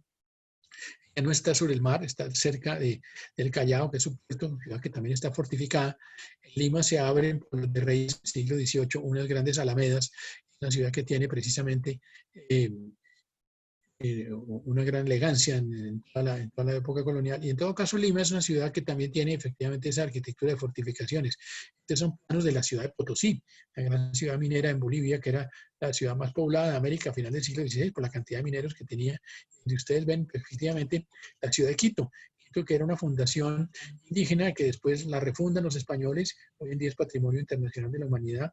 Son las manzanas de la zona central de Quito, donde hay muchos monasterios. Quito precisamente es una ciudad donde hay muchos artesanos. Los españoles deciden, con los franciscanos, por ejemplo, crear una gran escuela artesanal en Quito. Hay arte quiteño no solamente en el Ecuador, sino que llegó a Popayán, inclusive llegó a Tunja. Efectivamente, Quito es una gran ciudad colonial basada en montarse por encima de la ciudad española, de la ciudad, digamos, indígena preexistente. Una ciudad como Trujillo, en el norte del Perú, tiene esta forma curiosa. Efectivamente, entonces, el Cerro Rico de Potosí, estos son los planos de los túneles de la ciudad donde está toda esa explotación. Cuando se funda Buenos Aires, precisamente, fíjense ustedes que la plaza central, las manzanas se repartían en 4 cuartas partes. Digamos, un solar era de la cuarta parte de una manzana, la manzana tenía 80 por 80. Y efectivamente, esto se lo repartían a los amigos, a los mismos soldados, a los mismos capitanes que fundaban la ciudad. Digamos, esa técnica de repartir las ciudades es la misma técnica con que los romanos habían fundado sus campamentos. En el Río de la Plata, aquí está un castillo que defiende la ciudad, aquí está la fundación de la ciudad de Buenos Aires. Aquí está precisamente el desarrollo a lo largo del siglo XVII y XVIII de Buenos Aires, cómo Buenos Aires iba a seguir avanzando hacia, disculpen, hacia las pampas. Ahí no había un obstáculo físico, digamos, Buenos Aires tiene una forma muy ordenada. En las leyes de Indias, precisamente, antes de las leyes de Indias estaban establecidos estos rituales. Hay una fuente en la bibliografía del curso, que es el profesor Ricbert, que trae precisamente varios textos sobre las tradiciones romanas y etruscas, sobre cómo se fundaban ciudades. Cuando se habla de cuál era el ritual con el cual Jiménez de Quesada establecía la ciudad y repartía los lotes, etc., pues en estas ciudades se cumplía con eso del cardo de cumanum de los romanos de la antigüedad, y con ese ritual de cómo consagrar la ciudad. Digamos, en el fondo, aunque esto estaba cristianizado, tenía una tradición que era, digamos, romana, o más que romana, era etrusca. ¿Cómo llegan entonces el arte renacentista y barroco a América? Cuando se visita México se encuentra cosa increíble. Hay inclusive construcciones de tipo medieval, o sea, construcciones españolas que son medievales, como estas en algún monasterio en México. Pero también se encuentra en el siglo XVIII que ya precisamente por ese gusto estético de las comunidades indígenas y locales hay un colorido muy especial. Muchas de estas decoraciones tienen, por ejemplo, indígenas, tienen, por ejemplo, piñas, en todo caso, niños Jesús indígenas, digamos, efectivamente, imágenes de la Virgen con imágenes indígenas. Digamos que hay una adaptación de la religión y de la cultura al mundo indígena de España. Entonces está tratando de traer los prototipos de arquitecturas que se están haciendo en el Renacimiento y traerlos a América, construir lo mismo en América. Precisamente esta es la iglesia de los jesuitas en Roma, se llama el Jesús, del siglo XVI, imitaban varias, la iglesia de San Ignacio en Bogotá.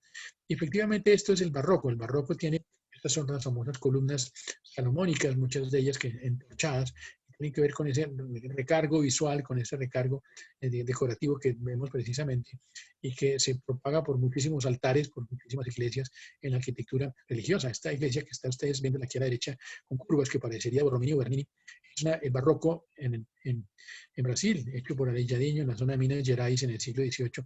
Digamos que hay, por supuesto, una versión criolla del barroco. Entonces, los españoles llegan precisamente con todas sus imágenes. Aquí están precisamente el impacto que trajo la colonia, porque los indígenas no sabían si los caballos y los hombres eran una sola persona y cómo eran las armaduras y cómo eran las armas de fuego.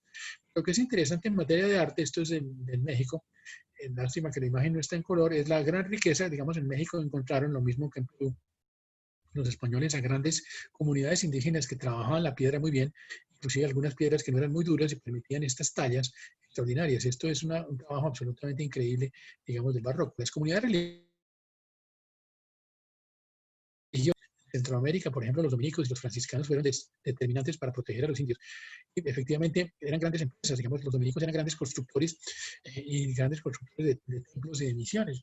Hacemos en San Francisco de Quito, los franciscanos. Esta es la iglesia precisamente de Santo Domingo en Cartagena, una gran iglesia que tiene su gran convento al lado, y efectivamente las iglesias y los conventos formaban parte muy importante de esa primera ciudad.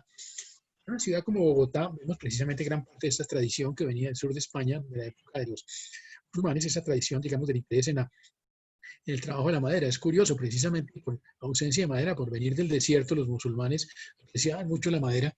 Entonces, esos artesonados, que son mudéjares y mozárabes, esas culturas híbridas que hubo al sur de España, tienen que ver con ese interés que había precisamente en la talla. Las iglesias coloniales de Bogotá o de Quito tienen muchísima esa riquísima talla, donde precisamente aquí hay una falsa bóveda. Esta es una bóveda de madera. Tenemos que los sismos hacían muy inconveniente crear bóvedas en ciudades como Bogotá.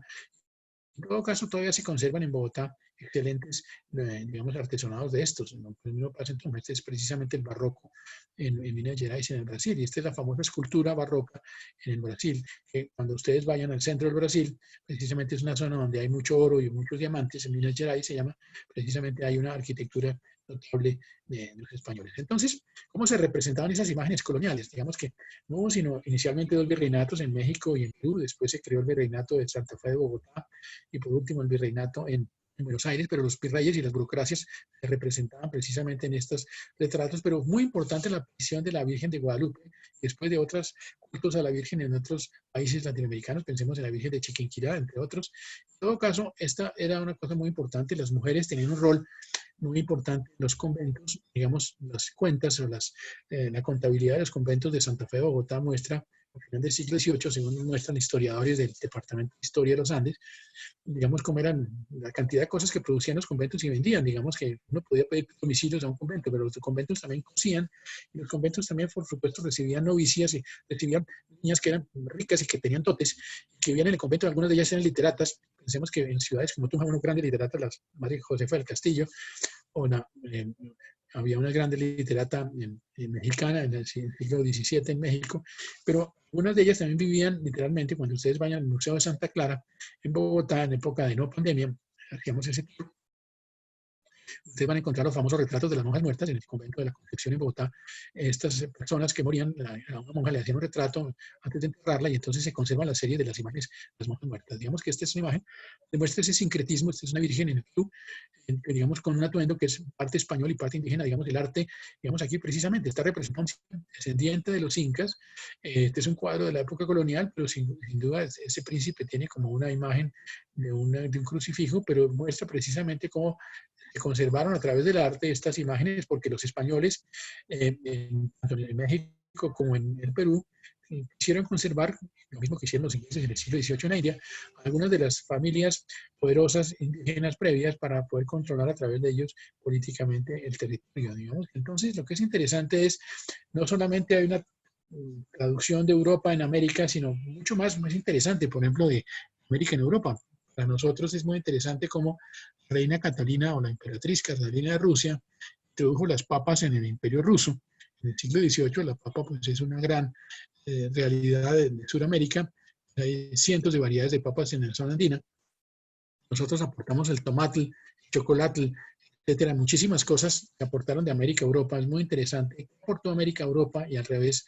¿Qué aportó Europa en América? En todo caso, los territorios se van llamando al principio como se llamaban en España. La Española, la Nueva Galicia, la Castilla de Oro, en todo caso, la Nueva Toledo, la Nueva Granada, la Nueva Andalucía, la Nueva Extremadura. Digamos que inicialmente lo que se va creando es esa noción de crear España en América. Las leyes de Indias tratan de plantear en 1570 y pico cómo los colonos que van a habitar en América tienen que vivir con las costumbres españolas. Por ejemplo, cómo tiene que haber trigo, cómo tiene que haber ovejas, cómo tiene que haber peras y manzanas. Y realmente, efectivamente, lo que hay en América son, por ejemplo, piñas, cosas que son completamente distintas. La zona que ocupan los españoles es básicamente el Caribe. Efectivamente, se vuelve una zona muy atacada por los piratas y necesita efectivamente un sistema de fortificaciones muy especiales. Efectivamente, los españoles alcanzan a ocupar el sur de los Estados Unidos y efectivamente toda la zona andina americana, la zona amazónica, queda, digamos, en manos de nadie, porque efectivamente los portugueses después la van a empezar a ocupar. Digamos, lo que nosotros veíamos hace un rato precisamente es cómo se crean entonces unos problemas de territorios muy, muy importantes. ¿Cómo hacían los españoles para evitar que los portugueses los invadieran cuando no había un sistema, digamos, de astronomía que permitiera localizar en el mapa lo que el Papa había deliberado para establecer la frontera entre las dos partes? Entonces los jesuitas, que era una orden religiosa muy poderosa, dada en el siglo XVI, como dijimos, mucho más joven que las órdenes antiguas y en competencia con ellas, por supuesto, se volvió una pieza muy importante del juego geopolítico en Sudamérica. Los reyes españoles querían precisamente que los jesuitas ocuparan el Casanare, los llanos de Casanare, donde fueron muy importantes las zonas de la Amazonia del Ecuador, las zonas de la Amazonia de Bolivia y las zonas del Paraguay. Y en todos esos sitios estaban operando como una comunidad que estaba fundando comunidades precisamente para los indígenas de cada región crear un hecho político, digamos, de presencia de la orden jesuítica, digamos, que representaba en alguna medida a la colonia española. ¿Por qué interesa la República Guaraní en el Paraguay? El Paraguay es uno de los países mediterráneos, el otro es Bolivia, en América, absolutamente, digamos, exóticos. Digamos, conserva su idioma guaraní, como se conserva el quechua en Bolivia y en Perú. En todo caso, conserva una personalidad y una identidad que la pregunta es cómo se hicieron para conservar, cuando lo que había era un dominio progresivo de la cultura europea sobre la cultura americana. ¿Qué es eso de la utopía en América? Efectivamente, en un momento determinado, personas como Rousseau y Voltaire, los enciclopedistas y los hombres de la Ilustración en la Francia del siglo XVIII, se interesan en que en el Paraguay los jesuitas ensayaron en el siglo XVII y XVIII un modelo de ocupación que era completamente distinto del modelo de la colonia de los españoles. Digamos que lo que vemos aquí es precisamente, digamos, aguas arriba del río de la Plata, están unos territorios que eran precisamente, si aquí tengo el pointer, zonas de los portugueses, y aquí en el occidente tengo las zonas de los españoles. Esta zona central estaba habitada por los guaraníes, que eran pueblos de cazadores recolectores, que vivían como en la selva, que efectivamente los españoles decidieron, los jesuitas decidieron, con los, digamos, poco a poco organizar a través de poblados. ¿Y cómo organizar un poblado guaraní? Entonces, precisamente entonces fundaron misiones. Las misiones eran reducciones eran sitios donde vivían personas que ya no iban a estar dispersas, sino tenían que asentarse como en una aldea. Se fundaron entonces aldeas en el Uruguay, en Argentina, en Brasil, en Paraguay. Se llama el territorio de misiones. Este es el modelo de una de esas misiones. Digamos, fíjense ustedes que había una ciudad, es una ciudad que vive, digamos, cerca de un río, tiene efectivamente escuelas, que tiene casas, tiene habitación, tiene huertos, tiene, digamos, tiene elementos de la vida civil, de la vida religiosa, de la vida agrícola, de la vida comunitaria. Sin duda ninguna hay una planeación urbana o comunitaria por los jesuitas que es distinto a este plan urbano. Este no es un pueblo de indios como los que vimos o como los que vamos a ver más adelante, porque tiene un diseño distinto. La lengua guaraní se respetó porque había catecismos en guaraní. En todo caso, lo que interesaba mucho a los jesuitas era que las primeras comunidades religiosas católicas del siglo I y II, cuando el Imperio Romano, pues eran lo que se llama el mundo paleocristiano, de mucha humildad, de mucha austeridad, con costumbres muy simples. En todo caso, lo que querían los jesuitas es que ese hombre, digamos, inocente, entre comillas, primitivo, no se contaminara por, digamos, una sociedad económica. Digamos que esta sociedad, entonces, ellos tenían imprentas, mucho antes que las que hubo en Bogotá. Tenían textos de cirugía, de medicina, de botánica, algo extraordinario. Digamos, la riqueza forestal la aprovechaban para la medicina, cosa que ahora está, por supuesto, en auge. Tenían mucho interés en la danza, tenían mucho interés en la música, el canto y el teatro, importantísimo. Pensemos la música paraguaya con las arpas, pensemos la música llanera con las arpas, tiene que ver con esa presencia cultural de los jesuitas en estas regiones. Había una policía indígena, todavía en Colombia, policía indígena en las zonas donde hay comunidades indígenas muy fuertes, pensemos en el Cauca, había astilleros, digamos, que producían barcos para precisamente la navegación de esos ríos. Hay una gran actividad económica, muchísima actividad económica. Pensemos que en Casanare también había, Casanare, por ejemplo, producía muchísimo ganado, pero producía también muchísimos algodones y hilados. Eso fue muy importante en la colonia, en la Nueva Granada.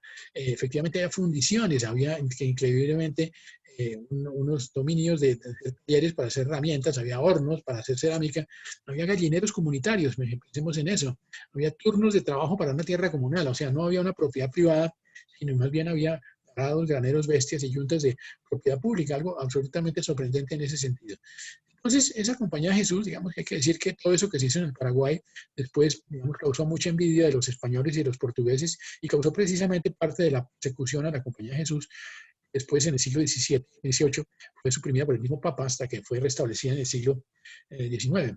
La Compañía de Jesús, esos jesuitas evidentemente eran muy centrados en la educación. San Ignacio de Loyola había establecido unas reglas en que un jesuita tenía que hablar 2 lenguas muertas y 2 lenguas vivas. Eran, imagínense, políglotas, 4 lenguas. Y los jesuitas tenían que escribir y tenían que ser profesores, entonces tenían que ser eruditos. Y por supuesto muchos jesuitas eran eruditos en arquitectura y en urbanismo. Muchos de ellos escribieron tratados sobre las ciudades de la antigüedad. Muchos de ellos fueron los profesores de los emperadores de la China. Para eso, en todo caso, lo que tenemos que ver entonces en ese sentido, los jesuitas diseminaron un conocimiento muy importante de parte arqueológica, de parte histórico, sobre la arquitectura, y eso forma parte de esta historia. En Colombia, como en el resto de América Española, fundaron pues muchísimos colegios. La Biblioteca de Bogotá, por ejemplo, la Biblioteca Pública de Bogotá, hoy en día la Biblioteca Nacional, es el resultado de la expropiación 1767 de la Biblioteca de los Jesuitas, que como dije también fundaron la primera imprenta en Bogotá. Entonces, ¿de dónde vienen los asentamientos urbanos en un país como Colombia? Nosotros hemos dicho desde el principio que en nuestro medio, todavía, por ejemplo en la Amazonia, hay una situación donde hay unos cazadores-recolectores que viven en una especie de aldea con una serie de casas, una serie de malocas, donde la actividad diaria está en un circuito más pequeño, digamos, donde hay efectivamente algunos cultivos permanentes vecinos, pero hay algunas cosas que permiten una recolección más grande, pero ellos, después de que se agota este suelo y se agota el hecho de que las malocas están construidas para durar 5 o 7 años, como dijimos, pues abandonan este lugar y lo reemplazan por otro lugar para que se pueda recuperar este mismo suelo y esta misma fauna en este lugar.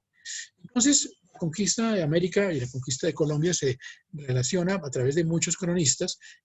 Varios de esos cronistas están mencionados aquí en el siglo XVI y XVII, nos cuentan cómo fueron las etapas de esto.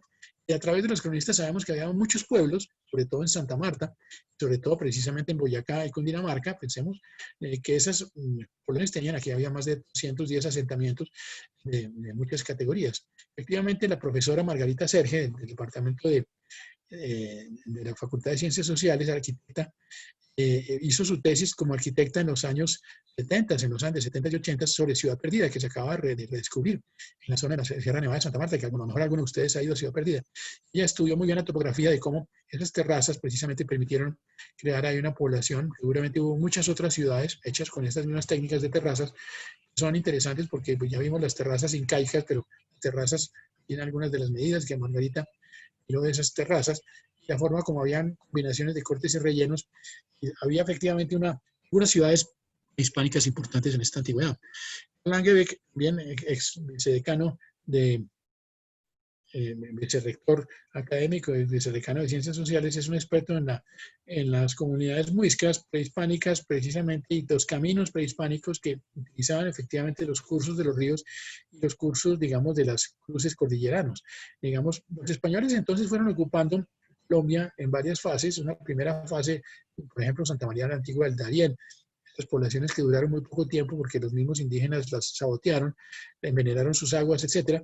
Y luego unas fases siguientes en que se fueron internando a la parte más profunda, buscando minería, buscando tesoros, buscando el dorado, en sucesivas fases. Digamos que esas sucesivas fases hizo que fueran surgiendo puertos marítimos, por ejemplo, como Cartagena, Barranquilla, Cartagena, Santa Marta, fluviales como Monpós, Honda, por ejemplo, y centros mineros como por ejemplo Pamplona, pueblos de indios, pueblos de minas, pueblos agrícolas, centros de gestión, fueron especializándose en algunas de esas fundaciones. Muchas fundaciones no duraron porque estaban hechas en sitios muy inseguros, los españoles no siempre acertaban en los sitios. Por ejemplo, se dice que Popayán es un sitio que no se debía haber fundado ahí porque precisamente el sismo en el terremoto de 1984 demuestra que era un terreno muy inapropiado. Muchas fundaciones fueron efímeras porque los mismos indígenas los atacaban. Pensemos que Pereira tuvo que abandonarse en el siglo XVII para trasladarse a Cartago. Entonces ustedes ven aquí como las historias de esas radicaciones y movimientos de las fundaciones. No todas las fundaciones eran exitosas, es el mensaje. Interesante en nuestra historia el papel de las emigraciones España-América. Digamos, al principio muy pocas mujeres viajaban acompañando a los conquistadores, y entonces pensemos un 5%, solamente a final del siglo XVI una cuarta parte. Eso hizo que hubiera necesariamente un gran mestizaje en América, por contraste con lo que hubo en Norteamérica, donde los ingleses viajaban efectivamente en parejas, establecieron una sociedad blanca, la misma que enfrenta ahorita a Donald Trump con Joe Biden y toda esa gran historia. ¿Cómo es una ciudad hispanoamericana? Pensemos en Buga, algunos de ustedes conocen el Valle del Cauca. Efectivamente, estas son unas manzanas coloniales, unas pocas manzanas coloniales muy regulares, 80 por 80, alrededor de las cuales hay efectivamente una zona que era pública, que se llamaba El Ejido. Todavía en una ciudad como la ciudad de Cali existen terrenos públicos comunales en El Ejido, es una institución de tipo medieval, preservada por las leyes de Indias para que las personas que no tenían fincas pudieran recoger frutos o tener sus caballos o ir a descansar, digamos, es un parque público. Luego había una serie de pequeñas fincas, digamos, de pan coger, donde había hortalizas, donde había víveres.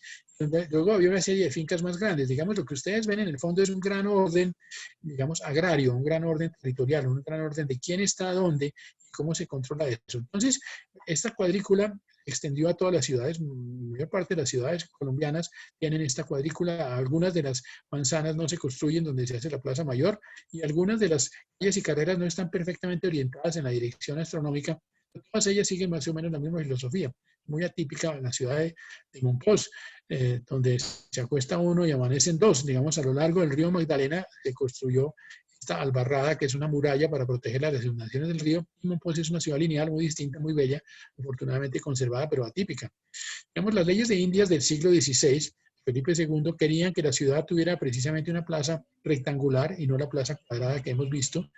Digamos, que alrededor de la plaza estuvieran los templos, las casas reales y los cacaos de comerciantes que alquilaran tiendas. Pero como dijimos, este modelo de ciudad, aunque se proclamó por la ley, y llegó tarde porque ya las ciudades estaban construidas en su mayoría. Entonces, en la realidad se quería también que hubiera varias plazas, digamos, y la realidad es que había en todo caso, con relación al pueblo, a la ciudad hispanoamericana, una importancia muy grande, simbólica y real y económica de la Plaza Mayor. En la Plaza Mayor había toreo, había degüello de reses, había noticias, había revoluciones, había procesiones, había efectivamente el gran comercio, la casa cultural, estaban todos los poderes, digamos, es muy interesante todo lo que pasa, si pensemos lo que está lo simbólico. Esto es muy distinto a lo que pasa en la ciudad norteamericana, donde hay una...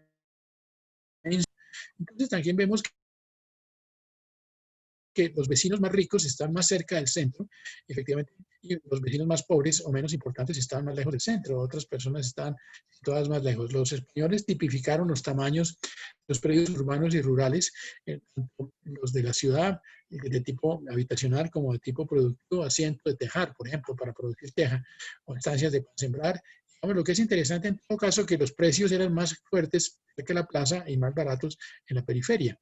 Este pueblo de indios es distintísimo del pueblo de indios que podría haber en el Paraguay. Ustedes ven aquí hay una plaza, hay una capilla. Efectivamente, estas casas tienen pues, sus huertas. Digamos, y por supuesto hay muchos pueblos de indios en América, de muchas variedades. Esta es apenas una de unas muestran ciudades coloniales colombianas como Cali muestran precisamente las calles, los artesanos, las calles del empedrado, digamos la diferenciación social. Las calles de Popayán, ustedes conocen Popayán, es una ciudad más pequeña, tiene también una zona central, una zona procesional donde ocurren precisamente unas tradiciones muy fuertes. Hay unos barrios, en todo caso, de los blancos, de los mestizos, los arrabales, los extramuros. Digamos, hay una diferenciación social que se empieza a ver.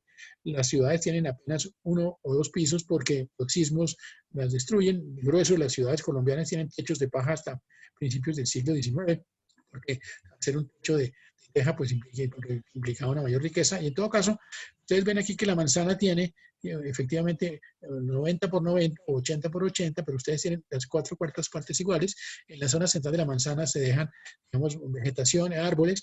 Las manzanas son atravesadas por acequias y entonces llegan los acueductos que reparten el agua a través de la ciudad.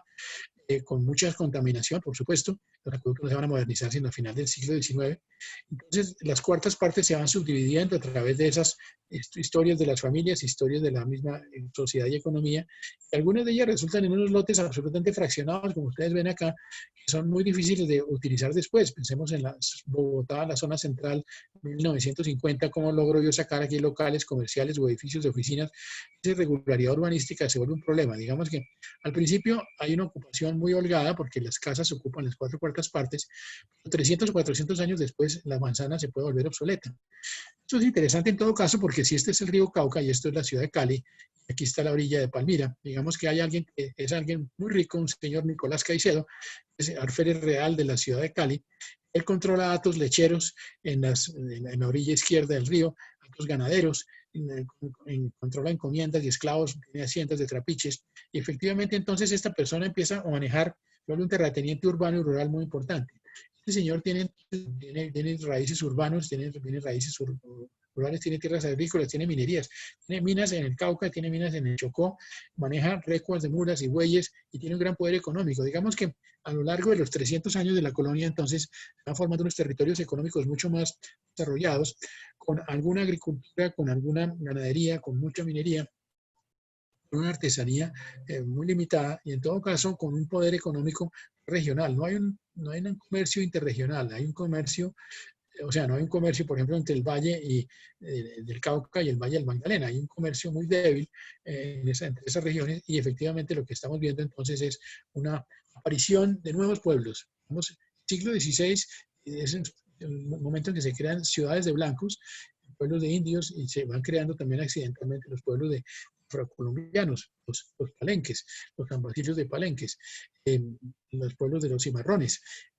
Efectivamente, los hijos mayores tienen derecho a estar en la ciudad y ser los primogénitos, pero los segundos, terceros y cuartos hijos, etcétera, no tienen derecho a heredar y entonces se van empobreciendo y entonces se va formando la necesidad de que esos hijos y que esos mestizos tengan un espacio propio. Entonces se tienen que crear parroquias y villas de libres.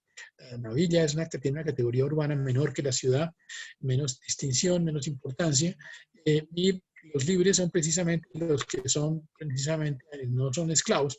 Y muchas poblaciones de Santander, de Boyacá, de Huila, de Antioquia se van formando entonces en los siglos XVII y sobre todo en el siglo XVIII, como estamos viendo hoy. Estas villas de libres, por ejemplo, de la costa norte, tenemos en Sabana Larga, Atlántico, Barranquilla o Sincelejo, son caóticas en su trazado comparado con las ciudades de españoles. Precisamente ustedes ven que hay un origen muy distinto en presencia de esa colonia. Alguien como Antonio de la Torre Miranda, que es un oficial español del siglo XVIII, es precisamente encargado de hacer la fundación de ciudades como Montería o Sincelejo, haciendo lo que se llama las reducciones de muchos vecinos que están necesitando, digamos, pasar de su condición de ser habitantes rurales a habitantes urbanos con pequeñas poblaciones. Ustedes ven aquí que entonces la costa tiene dos grandes centros urbanos que son Cartagena y Santa Marta y muchos otros centros de palenques, digamos, de negros esclavos que se han fugado o personas que son mestizas que habitan ahí. Todavía la costa tiene un carácter, aún hoy en día, muy rural. Pensemos que el porro, por ejemplo, sabanero, o pensemos el vallenato, son músicas, digamos, muy regionales, nada urbanas. Precisamente los españoles tratan de hacer un esfuerzo por controlar esas poblaciones, reuniéndolas en poblaciones que funda Antonio de la Torre Miranda o Fernando de la Mier y Guerra en el siglo XVIII. Digamos, ese es un episodio muy interesante del urbanismo colonial. Pero miremos cuál es la fotografía de la Tunja colonial de los siglos XVI y XVII. Tunja tenía más población que Santa Fe de Bogotá. Tenía más población porque había más indígenas en la zona de Tunja, de Paipa, de Duitama, de Sogamoso, que en la zona de Santa Fe de Bogotá. Y entonces, eso Tunja era muy rica porque había mucha mano de obra, muchos encomenderos y muchas fincas. Digamos que el grueso de los colonizadores de América y sobre todo de Colombia vinieron de las zonas de Extremadura, y Castilla, las zonas más pobres del sur y también de Andalucía, del sur de España. Y vinieron muy pocos catalanes y vinieron muy pocos vascos, vinieron bastantes más vascos a Antioquia, al resto de Colombia. Y los españoles, los reyes, prohibieron que los catalanes vinieran a América hasta final del siglo XVIII. Eso impidió que llegaran muchos, digamos, catalanes expertos en comercio y estuviera transformado la mentalidad local. Carlos V le otorga el escudo de armas a la ciudad en 1541, y una ciudad con las armas de los reyes austríacos. Una águila bicéfala era muy importante, efectivamente, y entonces había personas como Diego de Torres y Moyachoque, que era un cacique turmeque, era hijo de españoles y blancos, que habitaba precisamente en la ciudad, en un colegio de blancos y españoles, y él tuvo que ir a España a visitar al rey para protestar, porque este es el primer mapa hecho de la Nueva Granada, dibujado por él mismo en su viaje a Cartagena, precisamente porque él reclamaba los abusos de los españoles con relación a los indígenas. Estos son precisamente algunos de los croquis que él mostraba cómo estaban siendo abusados. Estaba surgiendo entonces un contraste entre los españoles, digamos, que eran autoritarios, y los criollos que querían precisamente tener independencia. Entonces tiene muchos conventos e iglesias fundados en el siglo XVI, muchos de los cuales están ahí, son maravillosos. Existe la casa del fundador, existen grandes pinturas coloniales, casas de Tunja, que son maravillosas, únicas. Existen efectivamente casas de grandes ricos, de grandes encomenderos del siglo XVI. Efectivamente, la ciudad entonces tiene unas grandes decoraciones, unas grandes mejoras. Efectivamente, en todo caso, tiene 12 iglesias y 6 conventos. En 1624 se piden permisos para levantar balcones y para que puedan pasar caballos. Digamos que lo que es interesante es que en la colonia nuestra, nosotros tenemos unas obras literarias como El Carnero, que hablan de los crímenes pasionales de la colonia y hablan de una literatura urbana. Digamos que esta serie de televisión en Hinojosa, basada en este libro de Próspero Morales, muestra cómo había efectivamente una vida urbana a la española en una ciudad como Tunja. Y este señor, Bernardo de Vargas Machuca, precisamente era alguien que escribía desde Tunja, era encomendero, sobre cómo los indianos, o sea, los que eran españoles ya acomodados a las Indias o, digamos, adaptados a las Indias, reclamaban unos derechos que eran precisamente, presentaban memoriales, presentaban solicitudes de aprobación a la colonia y estaban encontrándose ya con una mentalidad distinta de la de los españoles. Estas encomiendas de las que hablamos hace un momento son interesantes porque entonces precisamente tienen una historia larga. Al principio eran por 2 vidas y se extendieron hasta el siglo XVIII. En todo caso, produjeron un feudalismo en América, porque efectivamente, por ejemplo, en un departamento como Boyacá, hicimos todavía su merced, tenemos una sumisión muy grande frente a los señores. Los encomenderos a veces, digamos, hacían su tarea, digamos, eran patronos, digamos, paternalistas, los indígenas, pero a veces encargados también de cuidar los caminos, o cuidar los puertos, o cuidar las bodegas, no mantenían los caminos y sí cobraban los peajes. Los encomenderos eran un lastre. Interesante, en una ciudad como Tunja, entonces, precisamente profesores del Departamento de Arte de los Andes han trabajado sobre las pinturas renacentistas que hay, murales renacentistas en las casas de Tunja del siglo XVI. Angelino Medoro era un pintor romano, precisamente. Imaginen ustedes, pintores italianos que llegaban a Tunja a través de Quito en el siglo XVI. Es algo muy interesante. Estas portadas con blasones que son renacentistas están en ciudades como Tunja o ciudades como Cusco, digamos, cómo llegaba al Renacimiento. Entonces las ciudades y villas eran efectivamente, las ciudades eran las importantes, las villas eran las pequeñas. Pensemos en Villa de Leyva, pensemos en Villeta, pensemos en la bella villa de Medellín, y efectivamente en todo caso las ciudades como Tunja precisamente tenían algunos problemas históricos de malos acueductos, por ejemplo, y efectivamente unos mapas de quiénes eran sus vecinos, se conocen esos distintos mapas. Es interesantísimo qué casas había, cuántos indios. Es interesante en la vida urbana de Tunja del siglo XVI la cantidad de comida que se producía en Boyacá, en gran parte de la cual se llevaba a las minas de Antioquia para precisamente establecer la palabra ruana. Nosotros tenemos la ruana como un aditamento. El vestuario colombiano viene de los paños de Rouen. Rouen era de Francia y el paño de Rouen se abría y precisamente ya eran muy importantes los arrieros que movían precisamente el tráfico en nuestras regiones. Las ciudades tenían había festivales poéticos. No pensemos, es increíble en el siglo XVII lo que había. África en todo caso es parte de nuestra historia. Y es parte de nuestra historia porque hay una población muy importante africana en América.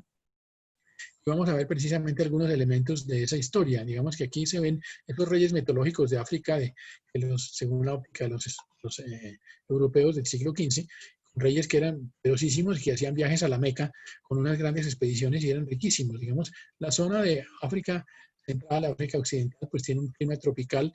Hay unas zonas desérticas, pensemos en Sahara, terribles, y pensemos que esas estepas que han creado en África, pues unas situaciones terribles de habitación y de hambrunas históricas y también de sometimiento de unos pueblos por otros, digamos, de esclavitud. Aunque en la antigüedad africana han surgido colonias, regiones y culturas muy, muy ricas, como estos reinos de Ghana, que fueron creando un gran tráfico, un gran comercio de oro y de esclavos y de sal a través de las ciudades de las caravanas de Europa Occidental y, por supuesto, también de esclavos y de fieras con los espectáculos, digamos, de romanos. Digamos, las minas fueron muy importantes, entonces los reinos de Mali fueron muy importantes, ciudades como Timbuktu fueron muy importantes. Y en un momento determinado esto se islamizó, se volvió musulmán, y entonces estos circuitos de caravanas se volvieron más y más importantes y entonces estas sociedades, digamos que formaron efectivamente unos territorios muy importantes. Todavía existen hoy, a pesar de que el Estado Islámico ha querido, agrupaciones fundamentalistas han querido destruir esto, pues estas grandes mezquitas y universidades hechas en barro, en Timbuktu, universidades islámicas existen desde la antigüedad, como estamos viendo aquí. Es muy interesante. Entonces, en un país como en Brasil, cuando ustedes visiten el nordeste de Brasil, van a encontrar que los portugueses, que eran terribles esclavistas, importaban para su uso esclavos de gran altura y de gran cultura, mientras los portugueses posiblemente eran analfabetas. Sus esclavos musulmanes sabían leer y eran mucho más cultos que sus amos en ese señor. Entonces, finalmente lo que muestra este mapa es realmente que el Sahara estaba cruzado, está cruzado por una cantidad de conexiones, muchas de las cuales significan esencialmente esclavitud, efectivamente. Entonces la esclavitud fue un negociazo en los siglos XVII y XVIII, empezamos porque los portugueses lo iniciaron, lo siguieron los holandeses, lo siguieron los ingleses, lo siguieron los franceses, los españoles eran apenas unos compradores en ese juego. Finalmente, a final del siglo XVIII empezó un movimiento internacional, empezado en Inglaterra, digamos, de planteamientos contra la esclavitud. Se demoró varias décadas en tener efectos, primero en Inglaterra, etcétera. Pensemos en Bolívar y en Haití, cómo se demoró en la esclavitud en liberarse. En todo caso, estos reinos de la costa de Guinea servían para que se sacaran esclavos. Gran parte de nuestra población afrodescendiente viene de estos reinos. Y efectivamente también había un esclavismo muy fuerte de África hacia la Europa, hacia la India, de los mercaderes arábigos. Las poblaciones de los portugueses como Mombasa precisamente eran castillos esclavistas que operaban en esa época. En todo caso, Roger Bastide nos muestra, precisamente es un escritor francés, nos muestra lo que era la población de estas Américas Negras. Digamos, aquí hay unos números que muestran cómo se traían esclavos para las colonias del Caribe, efectivamente cómo llegaban, efectivamente, esa presencia de los esclavos en el Caribe fue crítica para esa transformación. Pensemos que Luis XIV tenía unos invernaderos muy grandes con frutas exóticas y plantas exóticas, entre otras de café. Algunos de sus oficiales decidió contrabandear el café que había llegado de la zona de África para plantarlo en la Guayana y después en la isla de Guadalupe, en las Antillas Francesas. Las Antillas Francesas, el café se extendió a Venezuela, de Venezuela llegó a Colombia. Digamos, y que en todo caso, la caña de azúcar igualmente se fue extendiendo, vino de las Islas Canarias, se extendió al Brasil, se extendió al Caribe, y precisamente en sitios como Haití, en Santo Domingo se volvió una gran producción mundial. Muy interesante entonces esa transformación de África a América, digamos, cuánto es puramente africano en América, cuánto es algo africano, cuánto se ha conservado. Digamos, hay países muy, muy africanos aún, como pensemos Cuba, como pensemos Brasil. Efectivamente, en organización social, en tecnología, etcétera, este tipo de cuadros trata de seguir lo que esas tradiciones. Hay zonas colombianas como, por ejemplo, el Chocó, evidentemente, o Nariño, el Pacífico en general, que tiene bastante presencia de la tradición. Entonces, estas poblaciones negras están aquí precisamente mostrándose cómo hay una presencia también de los mulatos. En Brasil hay un término que lo llaman el branqueamiento, o blanqueamiento, y muestra precisamente una situación hacia el mestizaje, y no solamente el mestizaje de blancos e indios, sino hasta el mestizaje de negros y mulatos. Esta mezcla racial es característica de América. En el Museo de la Ciudad de México hay un mapa extraordinario donde esto se ve. Entonces, lo que está pasando a lo largo de la semana, efectivamente aquí los términos africanos están en los días de la semana reflejados en los idiomas. Muy interesante el sincretismo, la forma como el mundo africano se refleja en América a a través de esta forma como estas deidades están aquí representadas. Entonces vamos a preguntar aquí, para que todos nos respondan, ¿qué tenemos de indígena en la sociedad colombiana actualmente? ¿Y qué cosas indígenas son presentes en la sociedad colombiana? ¿Y qué cosas africanas son presentes en la sociedad colombiana? Vamos a dar 6 minutos.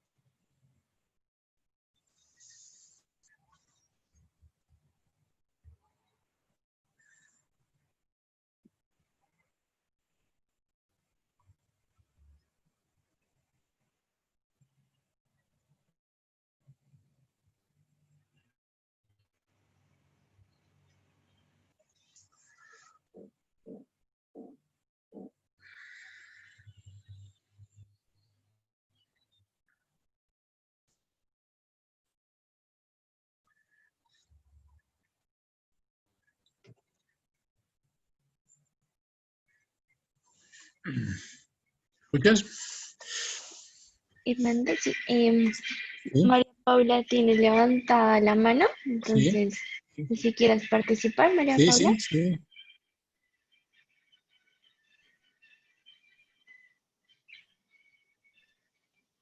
¿Quieres prender tu cámara, Bárbara? Eh, sí, está María Paula con la mano levantada. Ah, ya la bajó, entonces no sé qué era lo que no quería comentar. Ah, listo. Y no, ok, creo que fue una confusión entonces. Bueno, muchas gracias. Si quieres, vamos a repasar las instrucciones que tengas tú, Eddie, sobre cosas pendientes. Listo, sí señor. Bueno, recuerden, esta semana tenemos también nuestra segunda visita virtual. Está abierta hasta para que manden nuestro reporte, tu reporte hasta el viernes final del día, para que tengan eso en cuenta. Ya está el nuevo cronograma actualizado en Sikuo. No, perdón, se habilita ahorita en un momento que tuvimos que hacer algunos cambios para que tengan en cuenta como las actividades pendientes de estas últimas semanas, que ya para culminar el curso. Y por favor también pues tengan en cuenta para ir avanzando en los avances de monografía a partir de los comentarios que han recibido, para que puedan ir desarrollando y estructurando un poco más ese trabajo de investigación que ustedes tienen ahí. Bueno, muchas gracias. Espero que todo les rinda. Si hay preguntas que nos quieran hacer a través del correo para aclarar temas del avance de la monografía, con todo gusto, estamos pendientes. Esperamos que todos estén disfrutando de esa investigación y que puedan tener claridad sobre lo que hemos sugerido para avanzar. Bueno, feliz fin de semana. Profe, yo tengo una pregunta. Sí, sí. Daniel. No es como el tema, pero en estos días estuve leyendo sobre el Parque del Country y quería saber si la adquisición del distrito de ese parque fue una expropiación o no. Una muy buena pregunta. Yo he estado jugando fútbol ahí hasta hace pocos años. Eh, em, digamos que como usted recuerda bien, el alcalde Peñalosa se enfrentó con el club por varios años. El club, el alcalde quería que volviera a ser un parque público. El club quería que se le pagara, que se le indemnizara. Entonces hubo una serie de pleitos que se cruzaron ahí muy largos. El club puso unos abogados muy poderosos. No sé cuál es el resultado del trámite procesal. Por lo pronto, lo que sé desde hace varios años, por lo menos de hace unos 4 o 6 años, es que el club dejó de usar el campo, que efectivamente hubo una medida que lo expropió o que lo intervino, y entonces el club dejó de usarlo y eso se empezó a operar como una especie de parque público con una entrada, digamos, controlada. Con el resultado de la controversia jurídica en detalle no lo conozco. Me parece muy interesante como tema para el curso porque precisamente es la discusión sobre el poder municipal y la discusión entre lo público y lo privado, la discusión sobre cómo se pueden dar la planeación y la gestión. Me parece que es un tema bien interesante y que deberíamos efectivamente aclarar. Vamos a averiguarlo para que lo sigamos comentando. Me parece muy buena sugerencia la suya, preguntarse por eso. Muy interesante caso. Y también Isabela Ballesteros tiene la mano levantada, entonces si quieres Isabela, cuéntanos. Sí. Sí, es una preguntita sobre la visita virtual, sino que ayer me metí a verificar los lugares de la visita y vi que no estaban como las preguntas que nos habían hecho la vez pasada, como Están en, para hacer la construcción de la visita. sí, en las instrucciones de visita Sí, virtual, ahí están las preguntas, entonces las instrucciones las subimos el día del lunes, entonces ya las pueden encontrar. Entonces debajo de cada lugar encontrarán los parámetros que deben analizar. Entonces, si quieren ahorita en un anuncio, como en se los contenidos. anexo para que los remitan, Listo, pero está ahí en gracias. la página de contenidos, en los últimos contenidos subidos pueden encontrar pues las instrucciones de la visita virtual 2 que están disponibles desde el lunes. Gracias. Gracias. Muchas gracias a todos y tengan un buen fin de semana. Gracias. Gracias, Hernanda. Lo mismo para todos. Feliz fin de semana y cualquier cosa, pues estamos ahí pendientes.